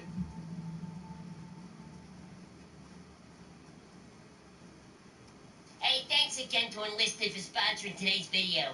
Don't forget to click the link in the description to download for free and get your exclusive Y-Files bonus. 3 days of premium time and orders for troops and weapons. Thank you so much for hanging out with me. My name is AJ, that's Hacklefish. And let's crack a racket. This has been the Y-Files. If you had fun or learned anything, do him a favor and subscribe, like, comment, share.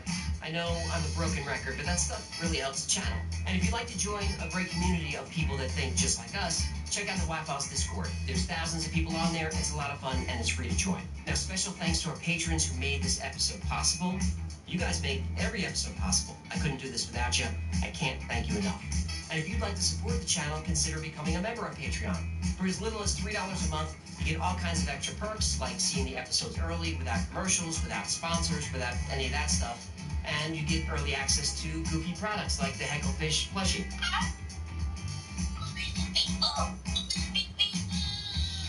Speaking of, another great way to support the channel is buy something from the Wi-Fi store. We'll make your friends jealous with one of these talking Hecklefish plushy stuffed fish style toys. That's gonna do it. Until next time, be safe, be kind, and know that you are appreciated.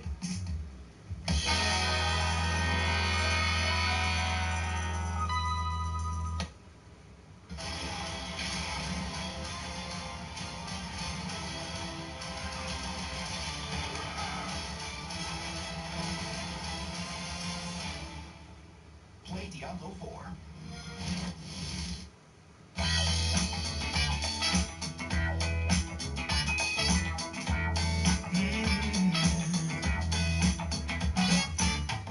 I took a stroll downtown this evening when I heard music. They deserve the right to walk around with respect and dignity just like us because we're the same. That was the apple that they ate. The apple was knowledge. Apple represents knowledge. And so when he came back, Enlil, he realizes what's happened, that his brother interacted with them. So he made a decree that his brother is a devil. Don't worship him, don't talk to him. This guy's evil, to keep him from getting in everyone's ear and waking them up. So, but the true Satan, the true devil is Yahweh, which is Enlil. So the guy in the Bible who says, you know, don't listen to the snake, real problem. The snake is wisdom. In all ancient texts, the snake always represents wisdom. But you see how they twisted it? Snakes, you're a snake, you're crawling on your belly, you're this deceiver. No, snakes in ancient Egypt, in the dynastic era, in Mayan, everywhere else you go, a snake is representing wisdom. This is also kind of, I assume, how God seems to twist personality throughout the Bible, is they're picking and choosing from different gods, and that's why there's no consistency there. They're battling. They're fighting. They got so much ego. They started fighting over each other, fighting each other over resources and humans. So who can rule over the most humans? Who can get the most praise from the humans that they're ruling over? And they started going to war over this stuff. And the book of Deuteronomy in the Bible, you see one God. Because you could tell it's 2 or 3 different gods speaking. You go to this town, and you go with my angels. Now, angels are putting on the breastplates in battle and getting all kind of weapons out. Why do angels need weapons? Then why are they going to fight with humans? Go to this city. One person there has something against me. And so I want you to kill everyone in the entire city. Kill the women, kill the children. You're talking about killing babies now. They say even slaughter the animals if you want to. And they say if you find some virgins, by the way, you can bring them back. Bring the virgins back. This is in the book of Deuteronomy. If you see a woman walking across the field, you can rape her. But if you rape her, now you got a choice. You can keep her, or you can tell her to go, or you can keep her as a wife. So now you got rape and abduction, false imprisonment. And then you get all these stupid battles going back and forth. Go to this town and smite everyone and bring the spoils of war back to me. Why does God, the creator of the universe, need spoils of war? Why does he need that? You see, we're talking about real people. We're not talking about the creator of the universe, because the creator of the universe doesn't have time to get involved in petty wars of ants. We're just like ants. I'm not going to the anthill and going, I wonder if this red ant is against that red ant. Let me kick this red ant's hill so this red ant can have a benefit of it. I mean, come on. And I suppose that's why when we talk about sacrifices to the gods, that's what we're really referring to, is these real people. Who were actually happy to accept them, And I've definitely seen so-called gods depicted with battle armor on, and even going back to some hieroglyphics I've seen where, like, basically animals / people look like they're in flying objects, and you're like, well, what was going on there then? In terms of other Bible stories, are there any others that you've uncovered where you're like, oh, this has some truth in it, but it was this, like Noah's Ark, for example, anything like that, or? Noah's Ark is pretty interesting because when you look at the biblical account, it seems that the dimensions make it into what we would call a ship. But you look at the information released about 6 years ago, It's at the British Museum. They found a lost tablet. This tablet talks about Ziusudra, who's really Noah in the modern-day Bible, getting the order and the decree to build this ship. And the dimensions of the ship is like a disc, not a ship that sails across the ocean, something totally different. He was also told not to gather 2 of every kind on the entire planet. Don't get these 2 cockroaches because it's going to come in handy. No. He was told to gather your local cattle and your local, animals and things like that. Some of the flora and fauna, some seeds or whatever. And he put those on the round submersible, or maybe it flew. Nobody really knows, but it was round. It's depicted there. It's very clear to see. It was a round disc, not a sailing ship. Interesting. And then when you look at the Sumerian tablets, you discover that this strike of this asteroid that created this global flood was avoidable by the Anunnaki. But that Enlil was so pissed off about all the knowledge and wisdom and all the inspiration that had been given by his brother Enki and his nephew Thoth and a few others. He said, I'm going to wipe out the entire planet and we're going to start over again. And he had that power because he was a ranking ruler over even his own family members. It says that they had watched from their sky abode and they mourned their creation being destroyed. It's just from space. So essentially, Satan, or Enlil, did you say? Sorry. Yeah. He kind of allowed this to happen to create a reset because he was unhappy with the way things were going. Yeah. So I'm gonna start fresh. Let's start all over again. And that's where the Emerald Tablets picks up. Though is given a decree by his father, who's Enki. He's also known as Thothmi, to go to the land of Khem and rebuild them to a high level of civilization. So he sneaks his son in and says, hey man, let's get this thing cranking again. Let's get it going again. Start teaching these people. And as soon as Thoth lands his ship there, the barbarians come to attack him. So you can see how far back we had fallen again, all the way to a barbaric stage. And he says that he raised his staff and he sends out a ray of vibration which stopped them still a stone in the mountain. So he has some type of a non-lethal vibration weapon that freezes them in their tracks. And then he goes over to begin to talking to them, and they start groveling at his feet. And he says, no, stand up. I'm a son of Atlantis. He didn't say I'm a son of God. He didn't say I am God. He said, I'm a son of Atlantis. I'm here to bring you back up to a high level of civilization. And he begins to talk peace with them, and they talk about rebuilding, and they begin to put their plans together to rebuild. So he essentially seems like a force of good and part of, even though he was Anunnaki, he was now Earthling, essentially. Yeah.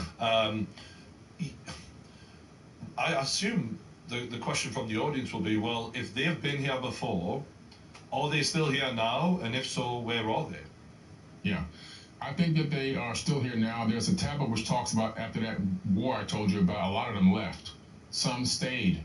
And I believe that their offspring are still walking the planet till this very day. I also still believe there are some very, very powerful ones operating behind the veil that are controlling the governments of this world, a very small faction that are still pulling the strings and controlling every war, every outcome, and trying to, keep their grasp on the planet that's evolving and changing in not only in massive civilization, but also in technology, and that they're going to soon lose that grip as the age of Aquarius is upon us, and these beings only ruled by star charts. It's very interesting that you bring up star signs, because I was actually going to bring that up at some point, because they are wholeheartedly opposed by religion, it seems, and viewed as devil worship style stuff. Yeah. What is your opinion of their significance to us?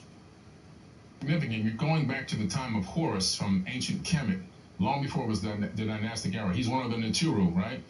And so Horus, which is where you get the word horoscope, it comes from Horus from ancient Egypt. And so this gave us the ability to understand months and movements of stars and alignments and everything else.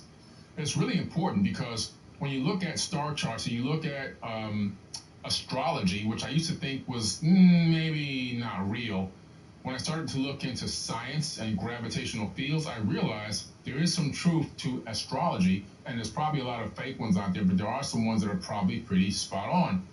When I looked at some scientific studies where they took frogs' eggs into space and they began to let them mature, let the embryos mature and hatch, and not hatch, but grow into frogs, they were realizing something incredible, that the magnetic field of the Earth and the pull of the moon were having an effect on whether they were male or female.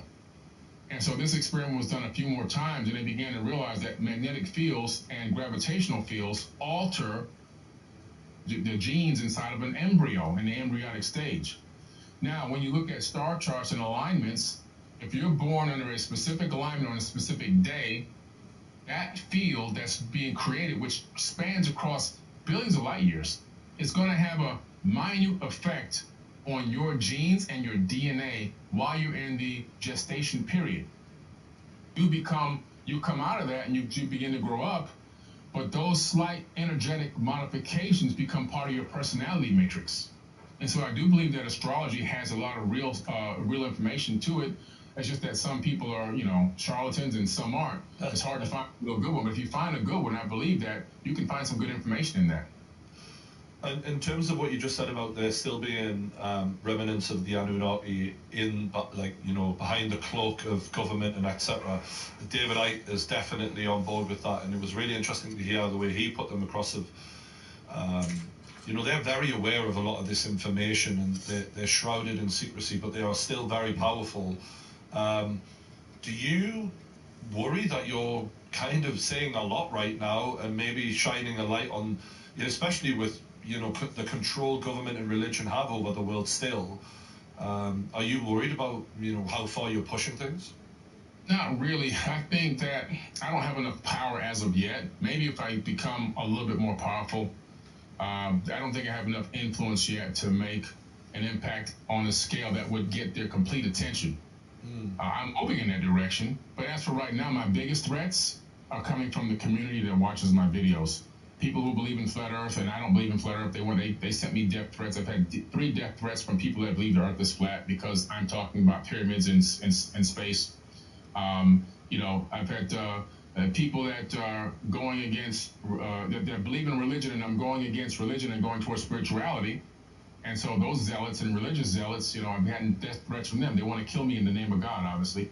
So my biggest threats are coming from the people, not from any government agency, which is probably what they like. They probably want me to be consumed by these people that are on the border of psychopathic, narcissistic mindsets or schizophrenia or whatever else, or a lot of these people are really just obsessed fanatics. They're susceptible to fanaticism. So, let the fanaticism sort it out. So, I try to go as many places as I can with my weapon on me, a concealed weapon. If I'm out somewhere else, I usually have an armed guard. That's the life you live. But my biggest threat is not coming from the government; it's coming from the people. Yeah. In terms of the Illuminati and all these conspiracy theories we hear about the government, have you done much research into them, and what's your sort of take? Because you mentioned the all-seeing eye earlier, just as a part of the conversation, but we see that on the top of the pyramid, on the dollar bill. Do you have any knowledge about that, for example, and just general research in that area? Primary factor in the documentary I created, which is an award-winning documentary about the Black Knight satellite. And so the all-seeing eye is mentioned in this documentary because Enlil, who, when you look him up and Google, what planets does Enlil own? Does Enlil own anything in space? You find out that the ancient Sumerian tablets attribute the ownership of this constellation to Enlil. This guy owns a constellation. Now, what's interesting with that is the fact that in these texts, he talks about the fact that he has this tablet, this crystal tablet that can see anything on any part of the world at any given time. That means he's got something connected to a satellite that's orbiting the planet in a polar orbit, so he can see what's going on the planet. And so I connect that to the Black Knight satellite, which is this object that's still orbiting our planet today, that's on NASA.gov. It's listed as space junk. It weighs approximately an estimated 15 tons by them, not by me. And nobody will touch this thing because they don't know what it's doing. But over the years, people have picked up a signal from this, including Nikola Tesla, who also picked up a signal from this thing. But the signal has been deciphered by not only ham radio operators, but also an astronomer who wrote an article about it in Time magazine in 1960, and more recently an NSA declassified document which talks about this signal that it points to Boötes constellation. The ham radio operators in the 1950s, it points to Boötes constellation. The astronomer in 1960, Boötes constellation. What's interesting is you got 4 different sources coming up with the same exact location that this thing is sending or receiving some type of information from a constellation owned by a Sumerian god. He has an all-seeing eye. I think that that Black Knight satellite, or that object that's up there, is super ancient. It dates back to where Boetus was in the sky about 13,000 years ago. So it could be at least 13,000 years old based on star alignments. And it could be transmitting in real time updates on what's going on this planet with this abandoned seed colony we call Earth. Yeah, I've seen footage of this thing, or at least what looks like satellite images of it, and it is massive. And it does beg our belief what the hell was going on there. You've also mentioned the importance of Iraq, and I thought that was quite interesting because there has always, I mean, the way America, you know, has wanted to claim control of it, you know, in the past, freedom fighters, so to speak, and the importance of what that part of the world has. Can you elaborate on that for me, mate? Well, first and foremost, be careful when America wants to bring democracy to your country, because that means you're going to be pummeled to death and you're going to be left with dust. You know, a whole bunch of blown up hospitals, schools, school buses, and a lot of dead civilians that had nothing to do with anything. That's unfortunate. But Iraq, what's interesting is after these 9/11 attacks, we got to go there. We got to go get revenge. We got to go get these WMDs. Well, how come they go look for WMDs at Saddam Hussein's museum? The first place they went was to the museum and blew the doors open to the deepest areas of that museum. There were steel doors that had some artifacts that Saddam Hussein was claiming proved that civilization had started in Iraq, ancient Iraq, which is Sumeria, most Mesopotamia.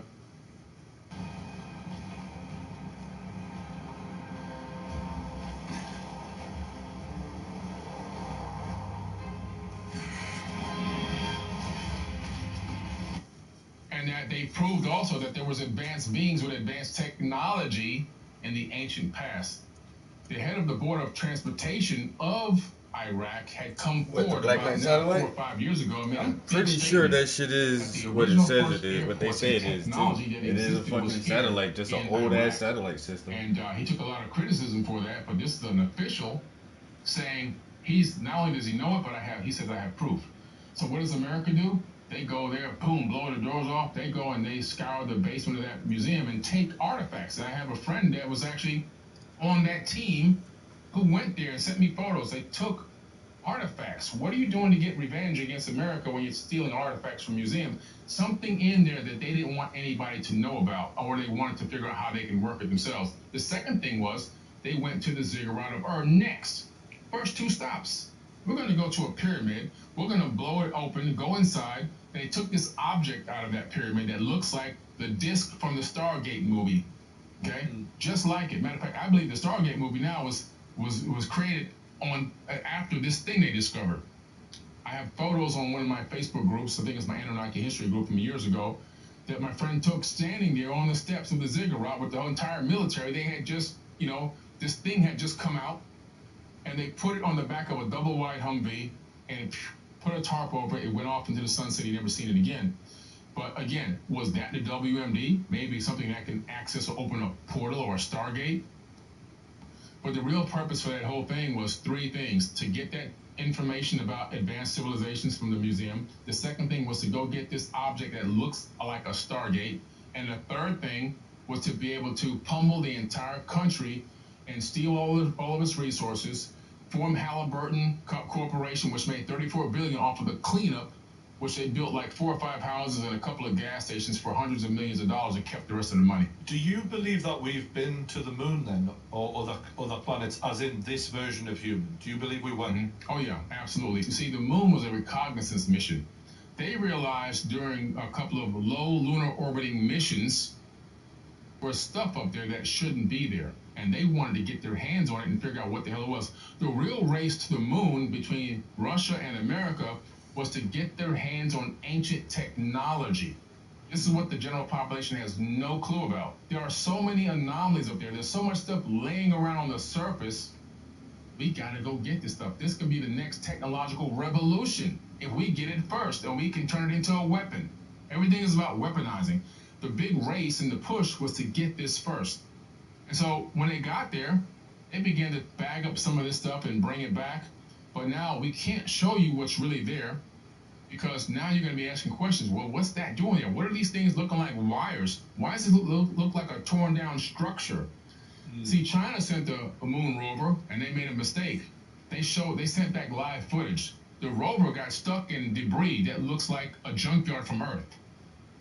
Can't get it out. It's still stuck there till this very day. The images were too late. They were transmitted already. No way to erase the images. No way to photo crop them or rock crop them or delete the stuff that's in there because it was transmitted in real time. So we know for a fact that it's there. Also, the Clementine mission from the military, they sent the lunar orbiting satellite with advanced camera technology, which transmitted back gigs of data. And this data is mind-blowing. When it got to what we call the dark side, which is really the far side of the moon, it crashed and never came back. I knew it wasn't coming back when I saw the name Clementine because that's an old Western song. Oh, my darling Clementine, you were lost and gone forever. They knew it was never going to come back. They wanted to intentionally crash this thing into a structure to maybe get more data out of it.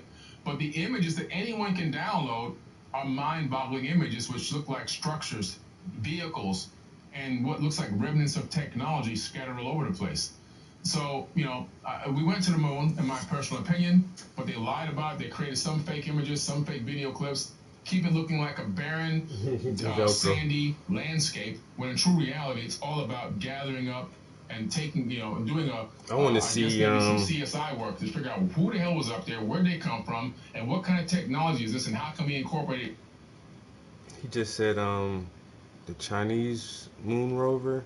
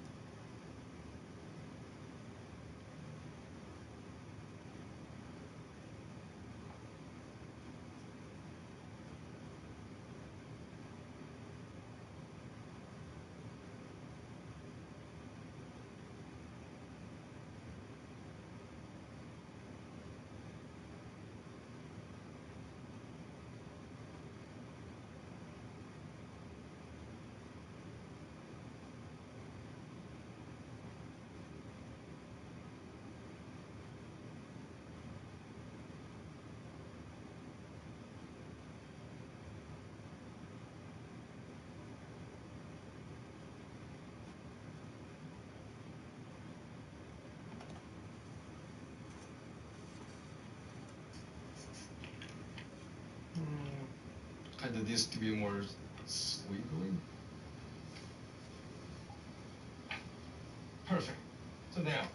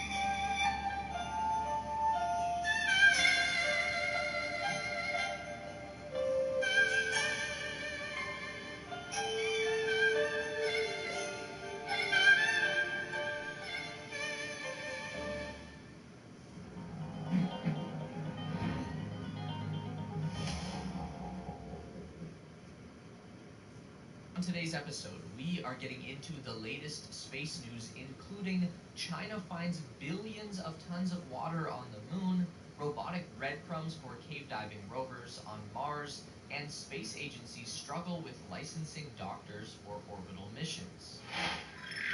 This is the space race. A new study put out by Chinese researchers has found an abundant source of water on the moon. Published on March 28th, the report details the analysis of samples returned on the Chang'e 5 lunar lander mission. The The Chinese National Space Administration successfully carried out the operation in late 2020. A lander equipped with a drill and scoop was sent to the lunar surface on November 28th, landed, gathered 4 payloads of lunar rock and regolith, the dusty material that covers the moon's surface, and launched them back to a waiting orbiter, which finally took the materials back home to Earth by December 16th. The material recovered from the moon was filled with glass beads called microtectites. They're formed when meteors smash into the surface of an airless environment, which happens all the time on the moon. The heat caused by the impact melts the silica contained in the soil, but lunar regolith also contains a fair amount of oxygen. So this molten silica and a bunch of oxygen-filled dirt gets thrown high into the moon's sky.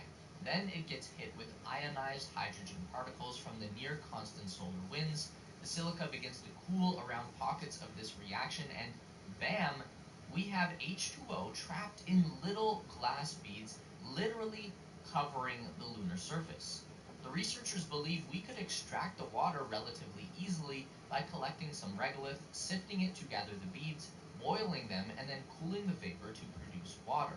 And because the beads are common in all lunar soil from the equator to the poles, this is a solution that could be used anywhere on the moon. But there's more than that. The researchers have found that these beads are likely the cause of water reservoirs beneath the moon's surface that scientists have been waiting to study for decades. The research paper actually begins by citing the fact that lunar exploration has detected substantial quantities of water on the moon's surface for the last 2 decades. We've seen confirmation that water ice is trapped at the poles, where there's almost constant shade in the deep pockets created by meteor impacts, and experiments like the L.C. Ross mission in 2009 was able to help NASA verify that there is a layer of water hidden under the top layer of regolith. But according to this new paper, what NASA was detecting was likely a concentrated layer of these beads. The researchers believe that over time, the microtectites created by meteor impacts get buried under the top layers of lunar dust and slowly work their way under the surface. At the right temperatures, the beads then slowly release their trapped water, and since the moon doesn't have an atmosphere, the temperature fluctuates severely and regularly, even at the equator, swinging from 120 degrees Celsius in the day to negative 130 degrees Celsius at night, and it can get even colder at the poles. So this regular change in temperature has a regenerative effect on the reservoir of underground water NASA has been detecting on the moon. And this leads to a couple of conclusions. First, this is unfathomably cool. Finding out that the moon has a refreshable water source created by the energy from meteor impacts is just a wild reality to find ourselves in. It means that we can start to plan for more permanent habitation on not just the moon, but other airless planets, as this process very likely occurs everywhere that's hit by solar winds and meteorites. But it also means that we are not just restricted to trying to set up a habitat at the poles of these worlds either, opening up the whole surface to explore. Secondly, this means that we have a steady way of producing not just water, but oxygen for breathing and hydrogen for fuel. We already knew that lunar regolith contained lots of hydrogen and oxygen before, and experiments were being planned to figure out how to get those elements out by other means, but this is an extra source of those important elements, which means that the moon is an even more stable base of operations than we thought it could be.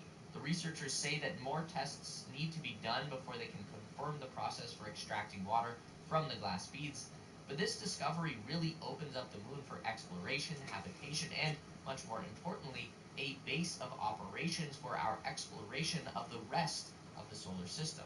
Launching rockets from the moon is a much easier proposition than trying to get them through the Earth's thick atmosphere and heavy gravity. Given enough time, our moon could end up being a very important hub for the next leg of the new space race. University of Arizona researchers are developing a way for rovers to explore caves on distant planets using Wi-Fi breadcrumbs to keep from being lost. Lead researcher Wolfgang Fink describes the idea as the robots using Hansel and Gretel-style breadcrumbs. He says, "In our scenario, the breadcrumbs are miniaturized sensors that piggyback on the rovers, which deploy the sensors as they traverse a cave or other subsurface environment. It's actually a pretty simple solution, in concept at least. As the robots spread out, they drop little devices behind them at regular intervals. These act like communication relays, almost like little Wi-Fi hubs, which allow the rovers to talk to each other. From there, their programming takes the wheel, and they explore what they can. And to make sure the data gets back to the Earth, the flock of rovers will have a mother unit, a robotic hub that relays the data from the cave divers back to Earth. Fink says that this mother will normally just passively collect the data, but can also be used to directly control one of the offspring rovers should the situation call for it. The little exploration drones themselves would need to be fitted with light-detecting LiDAR sensors to help find their way, but also a robust algorithm that would govern their search patterns and allow them to compensate if gaps are created in their exploration by the loss of a drone. This is because they are designed to be expendable. Fink and his research team believe that it would be a waste of resources to try and recover these robots once they head into a cave. So, they'll be designed to get as far as they can and then be abandoned. Controlling robotic rovers, drones, and landers on distant planets has always been tricky. Signals from Earth to Mars take 40 minutes or so just to make the journey and back, so communicating is a slow process. But with missions being planned for distant worlds like Saturn's moon Titan and even other solar systems, we are finding ourselves in need of better automation solutions in order to deal with signal times in the realm of hours, days, or even years. And the research team believes that this system has applications for more than just caves. Titan, for instance, has extensive lakes that could be explored this way as well. Jupiter's moon Europa has a vast ocean underneath its icy shell. These situations are guaranteed to make it difficult for any automated missions to keep contact with Earth, but a cheap system of communication breadcrumbs could be a simple way to solve that problem. Movie new wave in insurance advertising is mascots. You dig? We believe great insurance speaks for itself. For over 100 years, we focused on one thing and one thing only. Of course. Our customers' claims.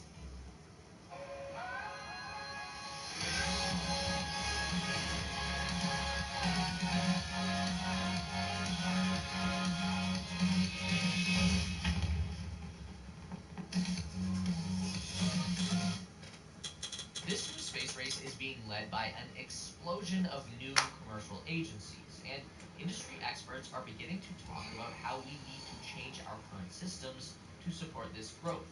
One of the biggest questions being asked right now is, how are we going to certify new doctors for space work? Right now, most agencies use a system of older legal frameworks, which usually results in only current or former military personnel being cleared for this job. NASA, for instance, has been using officers they call flight surgeons, medical professionals who not only have extensive training in multiple fields like neurology and family medicine, but also are required to be certified for aerospace medicine, which is typically a military area of study. All of these extra requirements mean that a NASA flight surgeon typically has about 12 to 14 years of training, which might sound a little too stringent, but if you think of what the job needs from these doctors, it makes sense. Spaceborne medical professionals have to learn many branches of medicine and stay up to date on a host of new technologies and treatment protocols, because if anything goes wrong in orbit, they are the only people who can help. It's not a whole lot of use to have a specialist on board if they can only treat one type of illness or injury. Currently, companies like SpaceX hire NASA-certified flight surgeons when they have need of extended crew missions, like they did during Demo 2 when they brought Dr. Anil Menon along.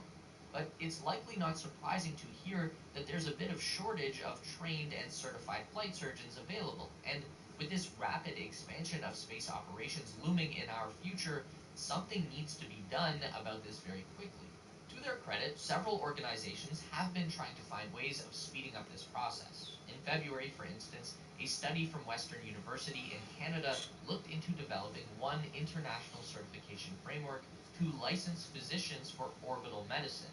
The study focused on how restrictive Canadian law was specifically, with doctors being required to hold a license for each province they need to practice in, But the study notes that this is a similar issue with certifying flight surgeons the world over.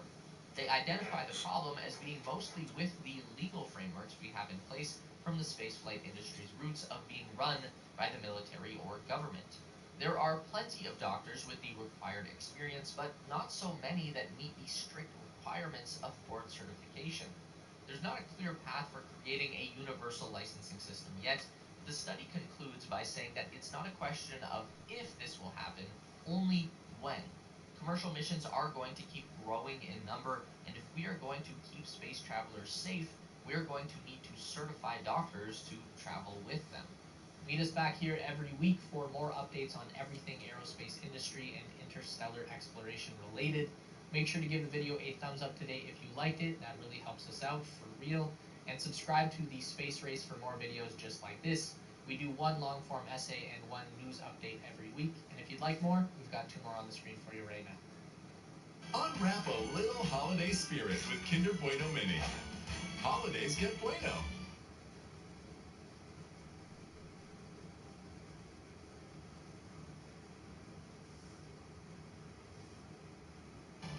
Deep within the jungle, We're talking about a civilization discovered in the middle of a rainforest. cryptic remains of a lost civilization, one that spanned a continent for more than 1,000 years. They definitely had attributes of the supernatural. They were the ancient Maya. Their rulers filled vast cities with sky-high pyramids, ornate palaces, and lavish plazas. They were masters of their environment. They were very resourceful in figuring out how to harness the energy, creating amazingly sophisticated works of art and engineering, and sustaining a civilization for 1,500 years. Then, after generations of prosperity and innovation, the ancient civilization collapsed, turning bustling cities into ghost towns to be reclaimed by Mother Nature. Centuries later, answers to the mysteries surrounding these majestic people and the godlike kings who ruled them tell a story of conquest, ingenuity, and disaster.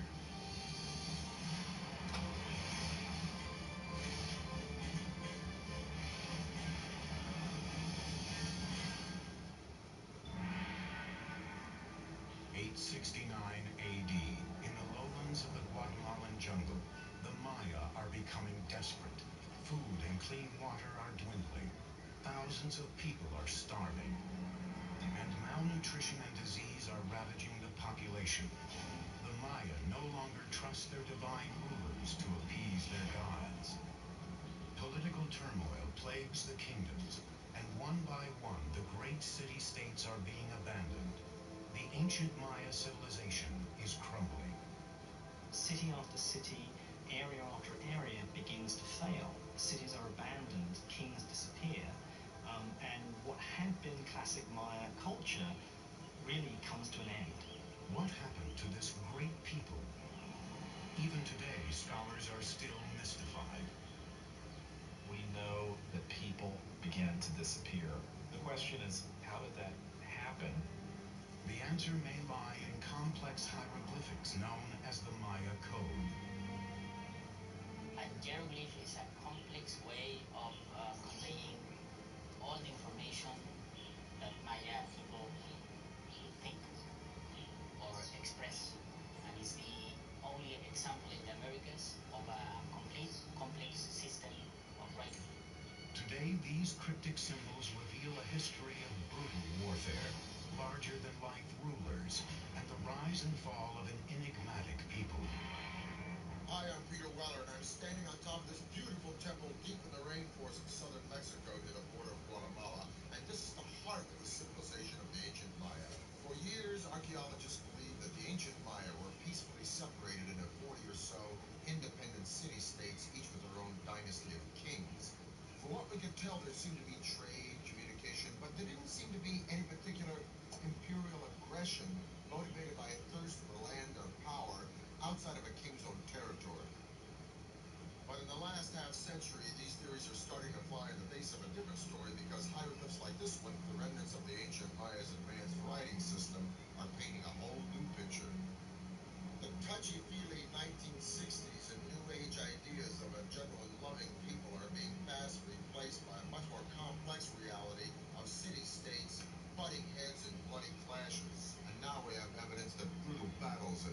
sacrifice were fundamental components of life among the ancient Maya. Use Kayak to book flights on days that cost less. Download the Kayak app now.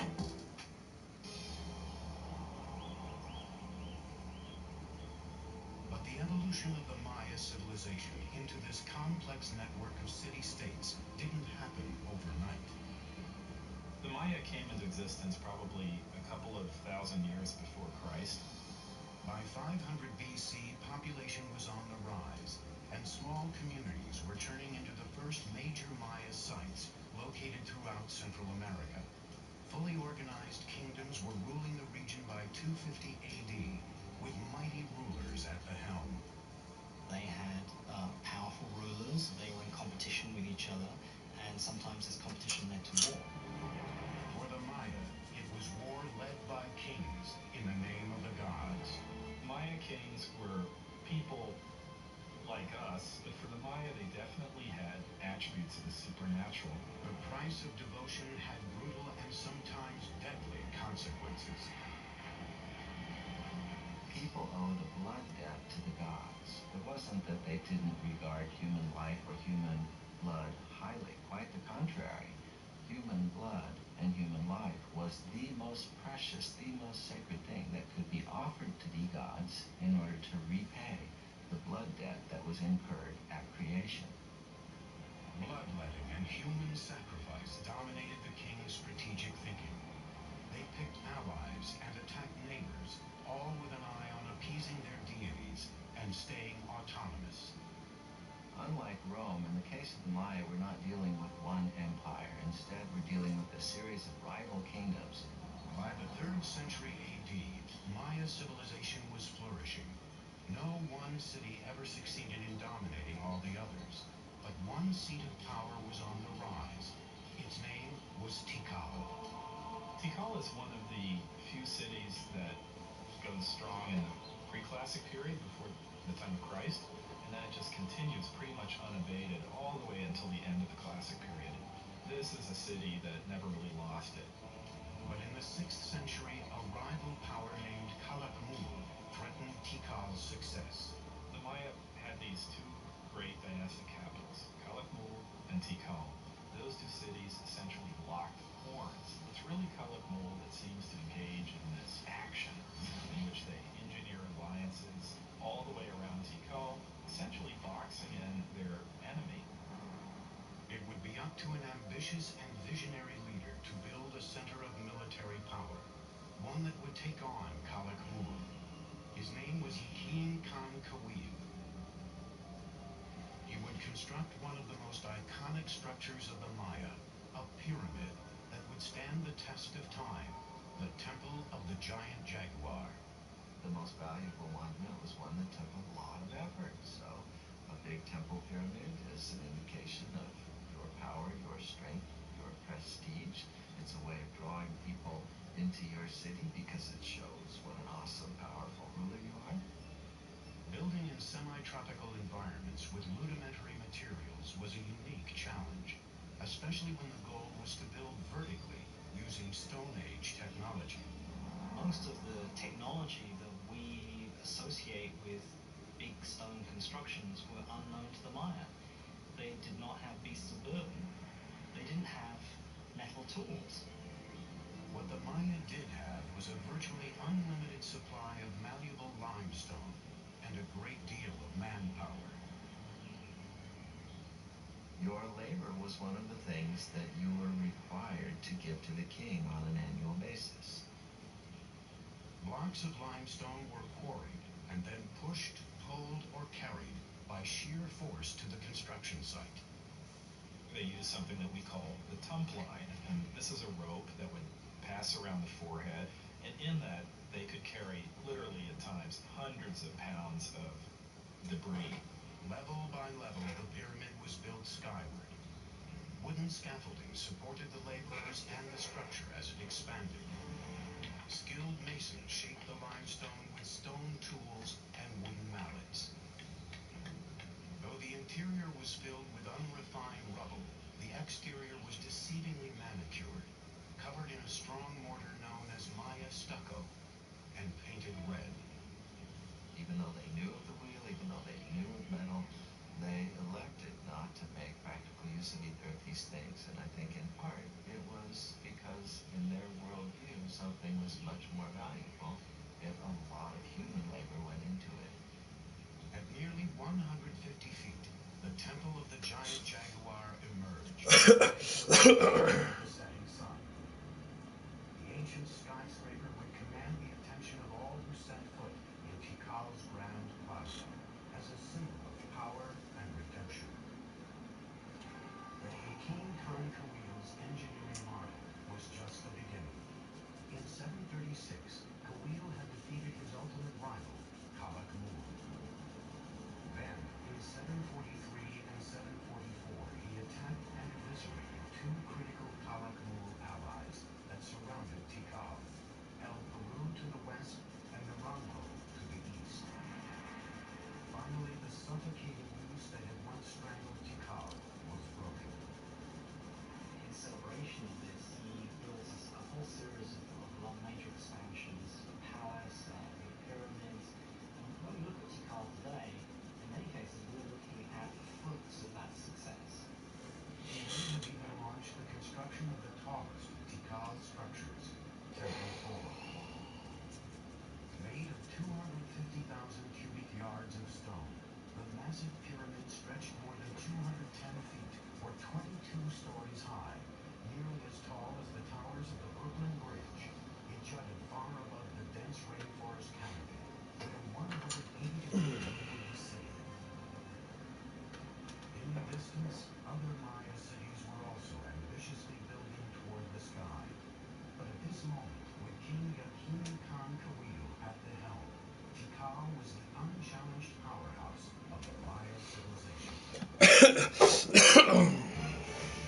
The time of prophecy has come. Hell is coming.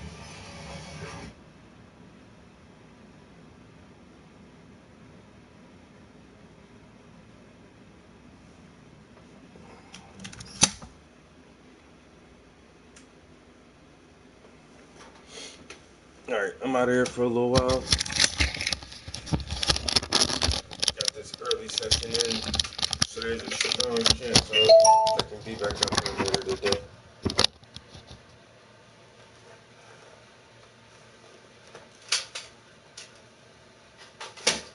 We'll see how it goes. Yeah, but we got some stuff done. Started working on the skin tone here.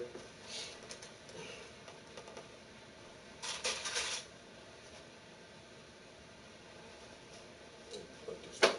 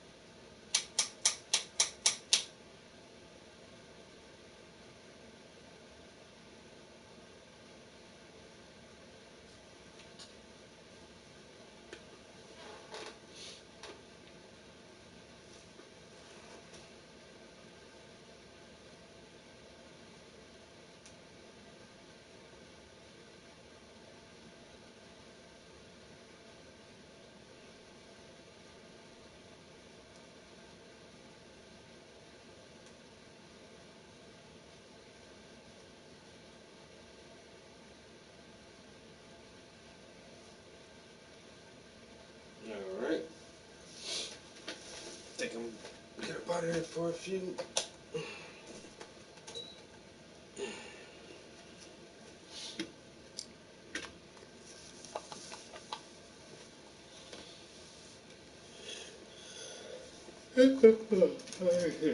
I'll be back up later. Catch y'all next time.